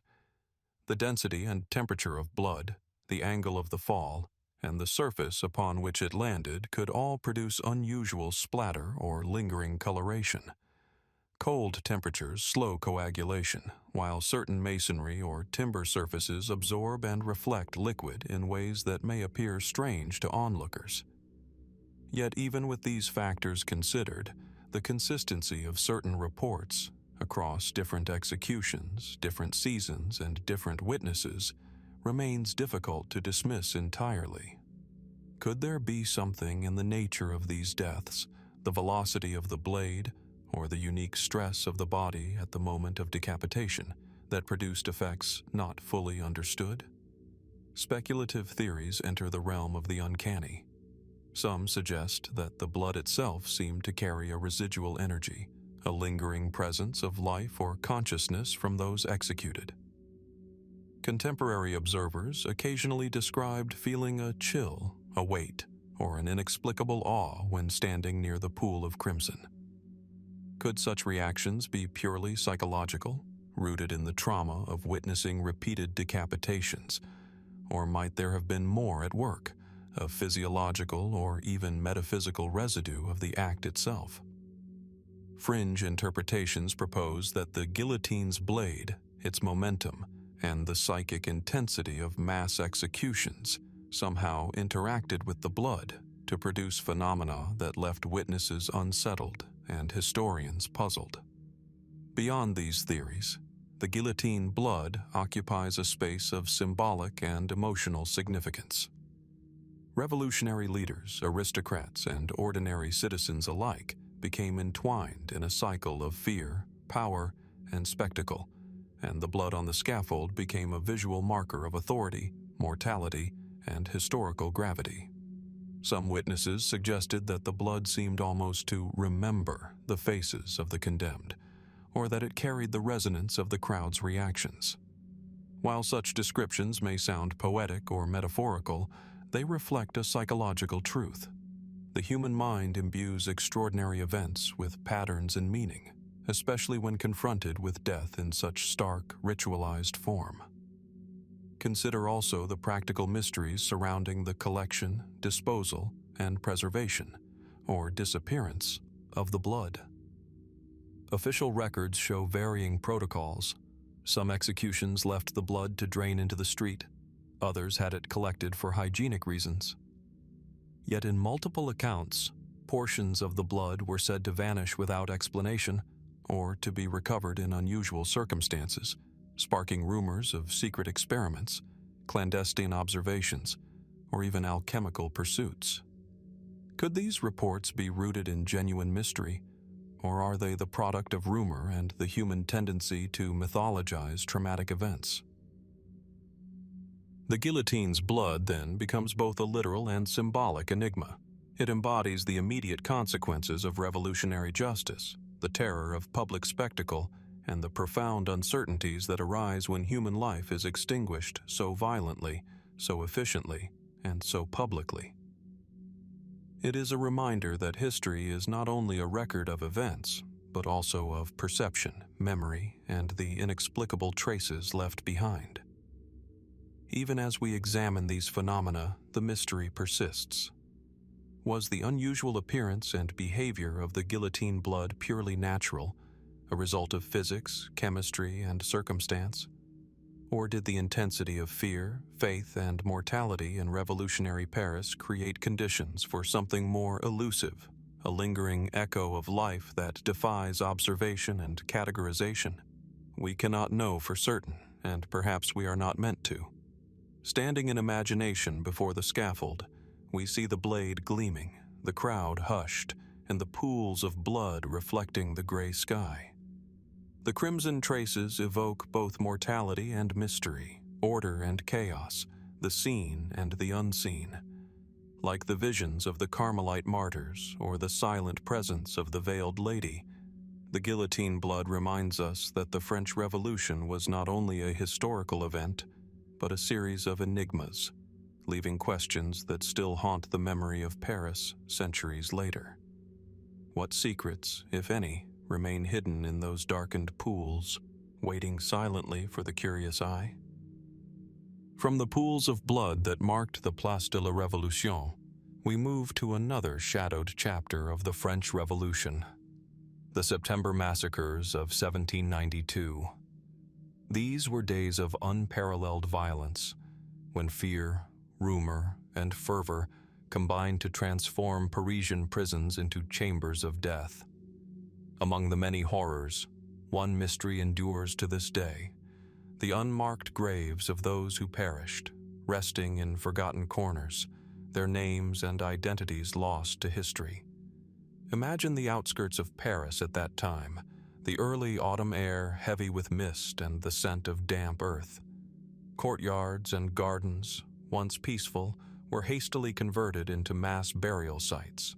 The prisoners, noblemen, clergy, and ordinary citizens alike, were removed from their cells, led through streets lined with anxious or complicit witnesses, and executed with brutal efficiency. Records suggest that thousands died over a matter of days, yet for many of the victims, no permanent marker was ever placed, no stone to bear witness to their existence. The graves themselves are described as shallow, hurriedly dug, and often unceremoniously filled, leaving the dead to merge with the soil in anonymity.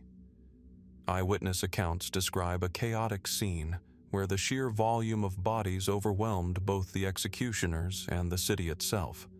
Some observers noted that the graves were scattered across fields, gardens, and former cemeteries, their exact locations deliberately concealed or soon forgotten. The anonymity of the victims was compounded by the Revolution's need to suppress dissent and eliminate reminders of the Ancien Regime. Yet even in their concealment, these graves carry a haunting presence, a silence that suggests not only physical absence, but also the erasure of memory itself. Historical records provide fragments of information. Parish logs, prison registers, and contemporary memoirs hint at where some bodies may have been interred, but details are often conflicting or incomplete. Scholars have attempted to piece together locations using maps and witness statements, yet the exact placement of many graves remains elusive. Were some graves never recorded intentionally to avoid political fallout?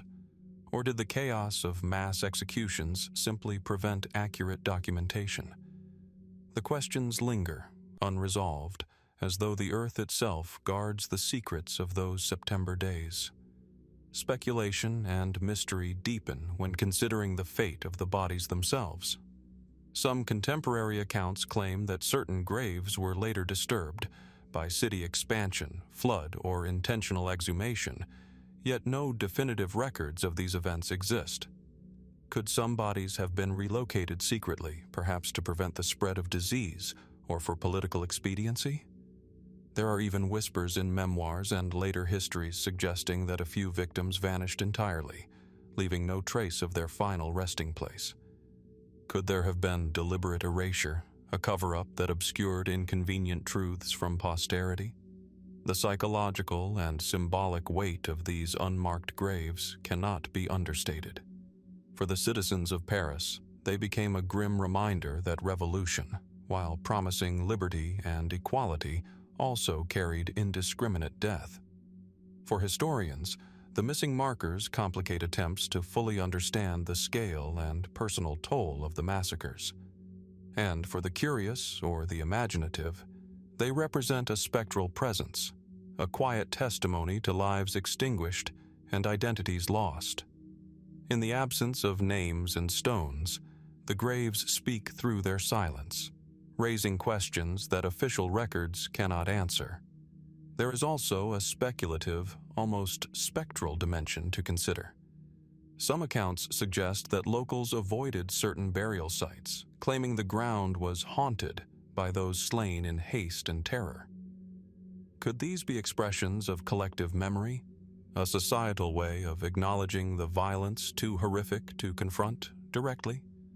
Or could there be something more enigmatic at work, a lingering trace of trauma embedded in the land itself? While modern science may not recognize any literal manifestation, the psychological resonance of these unmarked graves remains potent across centuries. Moreover, the unmarked graves remind us that history is not solely the record of events, but also the record of absence. The Revolution produced vast amounts of documentation, yet in these silent burial sites, the voices of the victims are muted. They leave no letters, no memoirs, no petitions, only the earth above and the occasional fragment of a stone or artifact that hints at what was once alive. How much of history's truth lies in such absences, the spaces where knowledge has been lost or deliberately erased? Even today, archaeologists and historians debate the exact locations of the burial sites, combining old maps, parish records, and anecdotal evidence in a painstaking effort to reconstruct what was lost. Yet definitive conclusions remain elusive. Are some graves buried beneath modern streets, hidden beneath the foundations of buildings, their presence unknowable without excavation? Could remains still lie untouched, a hidden archive of human tragedy beneath the city that once witnessed their execution? The unmarked graves of the September massacres compel us to confront the fragility of memory, the impermanence of physical markers, and the unresolved mysteries of mass violence. They stand in stark contrast to the guillotine's gleaming blade and the blood it shed. There is no immediate spectacle, no public horror, only the slow, silent testimony of earth covering flesh and bone. They challenge us to imagine the countless lives extinguished in anonymity and to ponder what truths may yet be buried beneath centuries of soil and time. As we leave the misty fields and hidden courtyards, we are left with a profound question. How many of these graves remain undiscovered? And what stories of fear, courage, and sorrow lie beneath the unbroken earth? In the shadows of the Revolution, the unmarked graves remind us that history is not only made by what is recorded and visible, but also by what is hidden, erased, or forgotten, waiting silently for those willing to seek and wonder. From the silent, unmarked graves scattered across the outskirts of Paris, we return to the public stages of death, to the platform where terror and duty intersected, the guillotine. Among the many mysteries surrounding this infamous instrument, one enigma continues to puzzle historians: the lost testimony of those who wielded it, the executioners who presided over the final moments of countless lives, yet left behind only fragments of voice and memory. Imagine the scaffold at the Place de la Révolution, its timber polished by years of use, the blade poised above the block, glinting in the pale light of dawn. The city awakens around it, crowds gathering in hushed anticipation, their faces a mixture of fascination, fear, and horror. In the shadow of such spectacles stood the executioner, a figure both anonymous and pivotal, performing a role as mechanical as it was morally complex. Yet for all the public attention lavished on the condemned, the voices of those who delivered death have almost entirely vanished from the historical record. Few documents exist that claim to capture the reflections of executioners themselves. The most famous, often attributed to Charles-Henri Sanson, the official executioner of Paris, provide only partial insight into the life and conscience of a man tasked with ending human life daily. Even these accounts are filtered, edited, and interpreted by others, leaving the raw experience elusive. What did it feel like to stand beneath the steel, to witness the final flicker of consciousness, the eyes of the condemned, and the final rush of blood onto the block? Did the body's fall leave an imprint on the mind, a psychic residue of death, or did repetition dull the horror, transforming humanity into routine? Contemporary observers occasionally described the executioner as calm, almost detached, a figure cloaked in anonymity and ritual. Yet whispers in memoirs and letters hint at the strain, even trauma, endured in silence. Some accounts suggest that Sanson and his assistants would speak rarely of their work, their words clipped and hesitant, as though memory itself recoiled from the weight of what they had done. Could it be that the executioner's testimony has been lost not only to time, but also to the human impulse to shield oneself from the unbearable? Mainstream historians have speculated on the practical reasons for this absence. Executioners were socially stigmatized, associated with death and violence, and often compelled to maintain discretion. In a society that alternately feared and relied upon them, their private reflections were unlikely to be solicited or recorded accurately. Yet this practical explanation, while persuasive, leaves a lingering sense of unease. How much has been lost to history simply because those who witnessed death from the closest vantage point were silenced by circumstance or choice? Speculative theories add another layer to the enigma. Some suggest that the executioners might have kept personal notes or journals, chronicling their observations of the condemned, the reactions of the crowd, or even the inexplicable anomalies they witnessed: blood behaving oddly, voices in the wind, a chilling prescience among those about to die.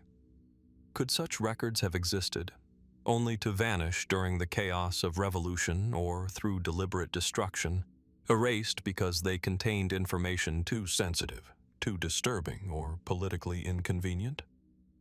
These theories remain unproven, yet the tantalizing possibility of hidden accounts persists. The mystery is amplified when considering the human psychology at play. To carry out hundreds, if not thousands, of executions requires a combination of precision, discipline, and compartmentalization. Executioners would have confronted not only the physical act of beheading, but also the moral and emotional weight of witnessing life extinguished repeatedly.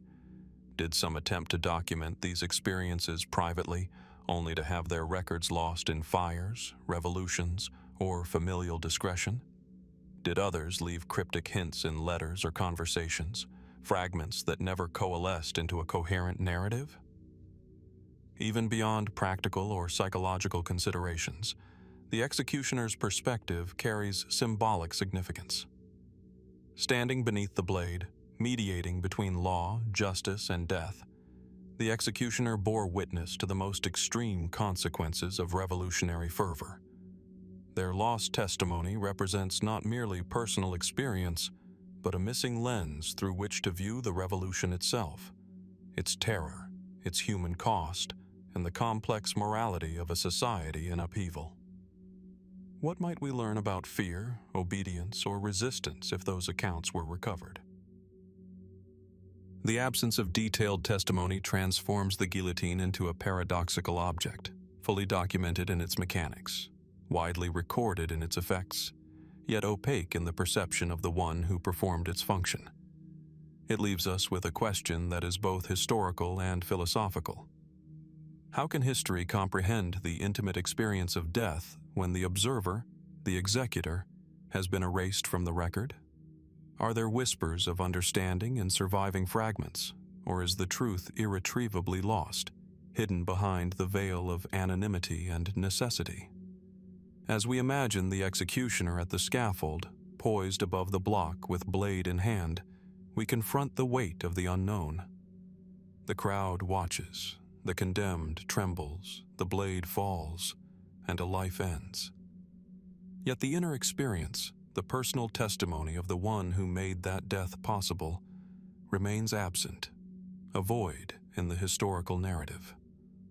What secrets, what reflections, might have been recorded and lost, and how might they reshape our understanding of the revolution? In the quiet that follows the fall of the blade, we are left with an unsettling realization. History often preserves the spectacle of death while obliterating the witness closest to it. The lost testimony of the guillotine executioner challenges us to consider the fragility of memory, the invisibility of certain perspectives, and the enduring mysteries that linger in the spaces between documented events. And as we ponder what might still lie hidden, we are reminded that some truths of the revolution are not simply waiting to be found. They may have been deliberately or inevitably erased, leaving us only with the questions that endure. From the silent void left by lost testimonies, we turn to a different kind of absence, A destruction more tangible, yet equally haunting, the strange fire that consumed parts of the National Archives. Imagine the archives themselves, a vast labyrinth of wooden shelves and stone corridors, dimly lit by lanterns and punctuated by the faint scent of old parchment. Here lay the records of a nation in revolution. Proclamations, letters, trial records, financial accounts, and countless documents that chronicled the extraordinary, often horrifying events of the late 18th century. Each file was a fragment of memory, a tangible link to lives lived under fear and upheaval. Yet in 1793, a fire swept through the archive, reducing portions of this meticulously gathered history to ash. Contemporary accounts describe flames that moved with unusual intensity, consuming documents in moments that should have resisted combustion. Observers noted that the fire's origins were unclear, its spread inexplicably rapid, and that certain rooms appeared untouched while others were utterly destroyed. Was it the result of human negligence, an accident sparked by candlelight and oil lamps, or was something more deliberate, more purposeful, at work? Historians have long debated the fire's cause. Some argue for simple human error, the chaotic environment of revolutionary Paris, the constant influx of documents, and the lack of modern safety precautions created a perfect storm for disaster. Yet other accounts hint at a more sinister possibility. Could the fire have been orchestrated to obliterate inconvenient truths, secret correspondences, or records that might incriminate powerful figures? The timing, coinciding with a period of intense political purges and conspiracies, fuels speculation that the destruction may have been calculated, a deliberate erasure of inconvenient history. The evidence, or lack thereof, only deepens the mystery. Surviving documents are inconsistent in their descriptions, with some noting that specific revolutionary correspondences vanished completely, while others hint that records of controversial trials were inexplicably spared. Why did some rooms escape unscathed, while others, containing priceless material, were reduced to smoldering ruins? Were certain documents intentionally protected, moved ahead of the fire, or was the pattern of destruction random, a quirk of chance and circumstance? Speculative theories extend further. Some suggest that the fire was guided by more than human hands, that the destruction was almost selective, consuming only those materials that chronicled the most sensitive political maneuverings or hinted at dangerous alliances. Others propose that clandestine actors, whether royalist sympathizers, radical revolutionaries, or unknown conspirators, used the blaze to conceal secrets, reshape the narrative of the revolution, or intimidate opponents. In this interpretation, the fire becomes more than an accident. It transforms into a tool of historical censorship, a mysterious agent erasing evidence from memory itself. Even more enigmatic are reports from those who claimed to witness unusual phenomena as the fire spread. Smoke reportedly curled in strange, almost deliberate patterns. Some accounts describe fleeting images appearing in the flames, faces, figures, symbols, before vanishing entirely. While modern historians approach such claims cautiously, dismissing them as anecdotal or the product of collective imagination, they persist in the historical record, whispering of something unaccountable beyond ordinary fire behavior. Could these anomalies be mere perception, or do they hint at the emotional and psychic imprint of a city in upheaval, a trauma encoded into the very materials being destroyed? The loss of these archives reverberates through history. The absence of specific records leaves gaps in our understanding of the Revolution. Details of certain trials, correspondences between key figures, the financial manipulations of revolutionary committees, all obscured by smoke and flame. What knowledge, what insights into the political, social, and personal dimensions of the revolution perished in that blaze? And what might have been revealed had these records survived to the present day? This mystery also invites reflection on the fragility of history itself. Documents, no matter how meticulously preserved, are vulnerable to destruction, whether by accident, neglect, or deliberate intent. And when such destruction occurs during moments of societal upheaval, the consequences are amplified. The record of human experience is altered, selectively preserved, or erased entirely, leaving modern observers with only fragments and shadows. In the case of the National Archives fire, the fragments that remain tantalize us, hinting at events and decisions we may never fully comprehend. The strange fire of the National Archives reminds us that history is not simply a ledger of facts. It is a terrain shaped by absence as much as presence. The charred remnants, the missing documents, and the surviving whispers of what was lost compel us to confront a persistent question. How much of the Revolution's truth has been permanently obscured by forces, both human and possibly inexplicable, beyond our control? What secrets lie forever hidden in the ashes, waiting only in imagination and conjecture? As we step away from the scorched corridors and fragile fragments, the mystery endures. The fire at the National Archives, whether accidental, deliberate, or inexplicably selective, serves as a stark reminder that even the most concrete traces of history can vanish, leaving behind only questions and the haunting possibility that some stories of the Revolution may never be recovered, only imagined. From the smoldering corridors of lost archives, we now turn to the first drop of blood that fell upon the guillotine's blade, a moment that would come to define the terror of revolutionary justice. The guillotine, an instrument of efficiency and dread, was erected on the Place du Carrousel in Paris, its wooden frame stark against the overcast sky, its gleaming blade suspended like a harbinger of inevitable death. The machinery itself seemed simple, almost clinical, yet the events surrounding its first use remain shrouded in uncertainty, a convergence of historical fact and whispered speculation. Official records state that on April 25, 1792, a highwayman named Nicolas Jacques Pelletier became the first person executed by this new device. His crime, a violent robbery and murder, made him a public target, yet the details of that morning remain curiously fragmented. Eyewitness accounts vary, some describing a calm man resigned to his fate. Others suggesting an air of defiance, a final attempt to confront mortality on his own terms. How he truly appeared, what he thought, and even the precise sequence of events have become obscured, as though the guillotine itself swallowed more than just the body. The uncertainty deepens when we examine the inconsistencies in contemporary reports. Some accounts describe the execution as swift and mechanical, a flawless demonstration of revolutionary justice. Others hint at hesitation, technical difficulties, and confusion among the executioners.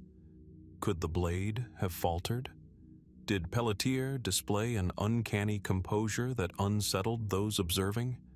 These variations, though small, open space for speculation, allowing the imagination to fill the gaps left by an imperfect historical record. Beyond the technicalities of the execution lies a more profound enigma: the psychological impact of the first death. Witnesses claimed that a palpable silence fell over the crowd after the blade fell, a moment so heavy that it seemed to suspend time itself.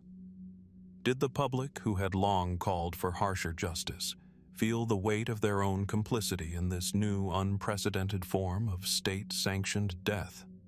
And, perhaps more hauntingly, did this inaugural execution set a precedent, not just in method, but in the emotional and moral terrain of the revolution itself?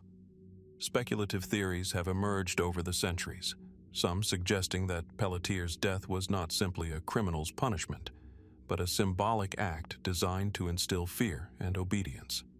Was he chosen purely for his crimes, or had revolutionary authorities seized the opportunity to demonstrate the guillotine's power, marking the start of a new era of public spectacle?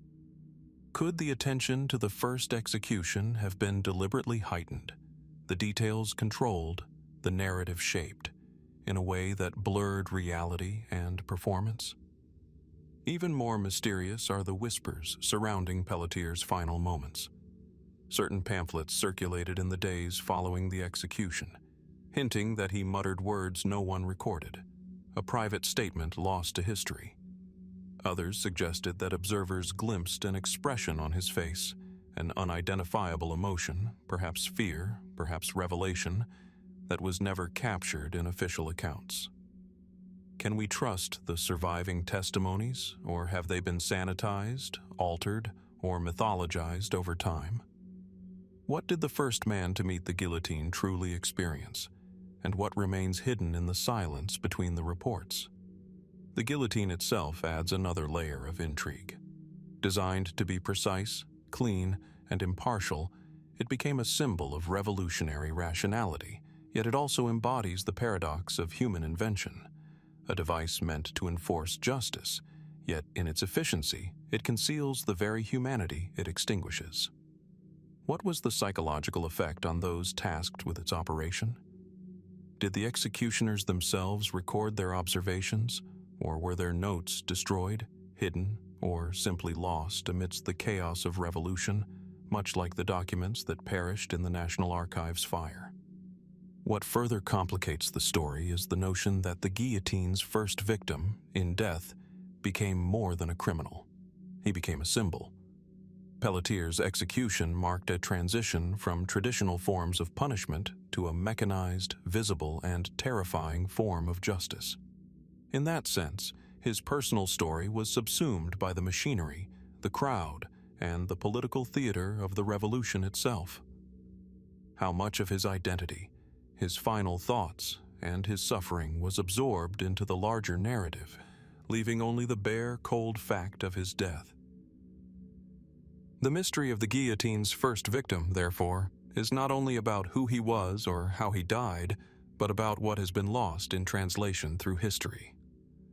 The fragmentary accounts, the contradictory observations, and the missing testimonies all create a space for uncertainty where fact and speculation intertwine. Can we ever truly know the experience of Nicolas Jacques Pelletier? Or will he forever remain a shadow at the dawn of the Revolution's most infamous instrument? As we move beyond the Place du Carrousel, the mystery endures. Pelletier's death set a precedent that would echo through thousands of subsequent executions, shaping the Revolution's identity and the collective consciousness of France. Yet within the details that remain, and the gaps that persist, lies an enduring question. What secrets of the guillotine's first victim have been lost to time, never to be recovered, waiting only in the silent spaces between history and memory? As the echoes of the guillotine's first fall faded into history, the revolution pressed onward, its fervor reshaping the streets, the institutions, and the lives of those who had once wielded power. By the time Napoleon Bonaparte rose from the turmoil of revolutionary France, a new order was asserting itself, swift, disciplined, and, at times, quietly ruthless. Yet, within the records of this era, historians have noticed something unsettling: a trail of vanished individuals, men and women who had been enemies, rivals, or outspoken critics of the new regime.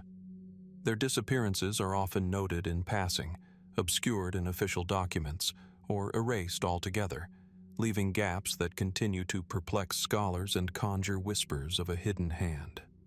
From the shadowed corridors of the Tuileries to the military strongholds along the Rhine, these vanished figures occupied many roles: former revolutionary leaders, outspoken journalists, political agitators, and even ordinary citizens caught in the crossfire of shifting allegiances.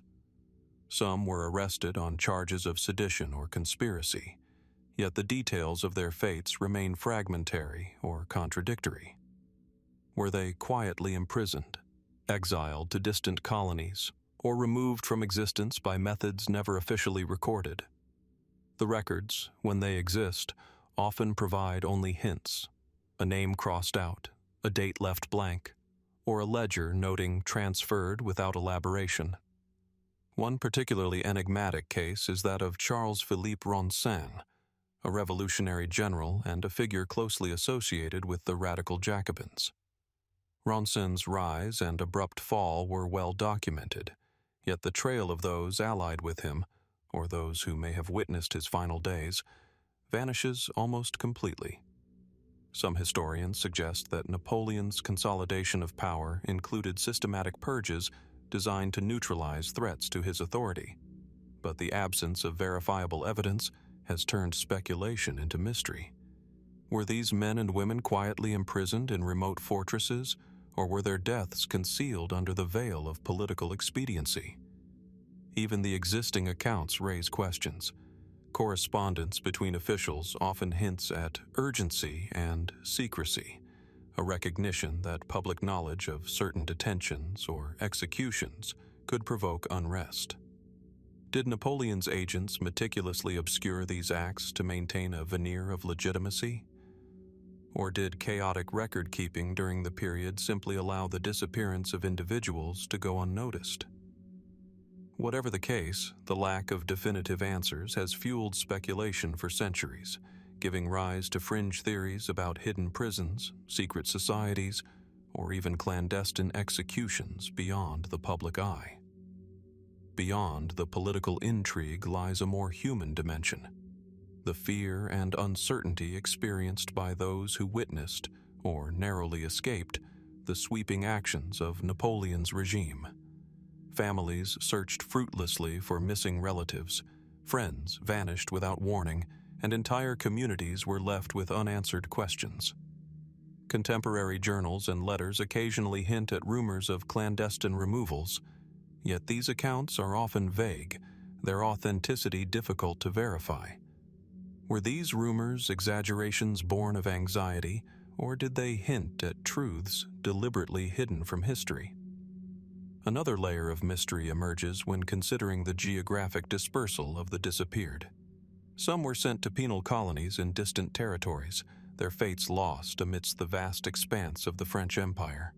Others seemingly vanished within the capital itself, swallowed by the machinery of administration and secrecy. Could it be that Napoleon's intelligence network extended far beyond conventional military and police records, enabling a level of control that systematically erased inconvenient individuals from public memory? Speculative historians have proposed darker possibilities. Some suggest that certain prisoners may have met their ends in unrecorded executions, their deaths masked by administrative obfuscation or anonymous burials. Others theorize that select figures were coerced into exile, their identities altered, and their previous lives erased.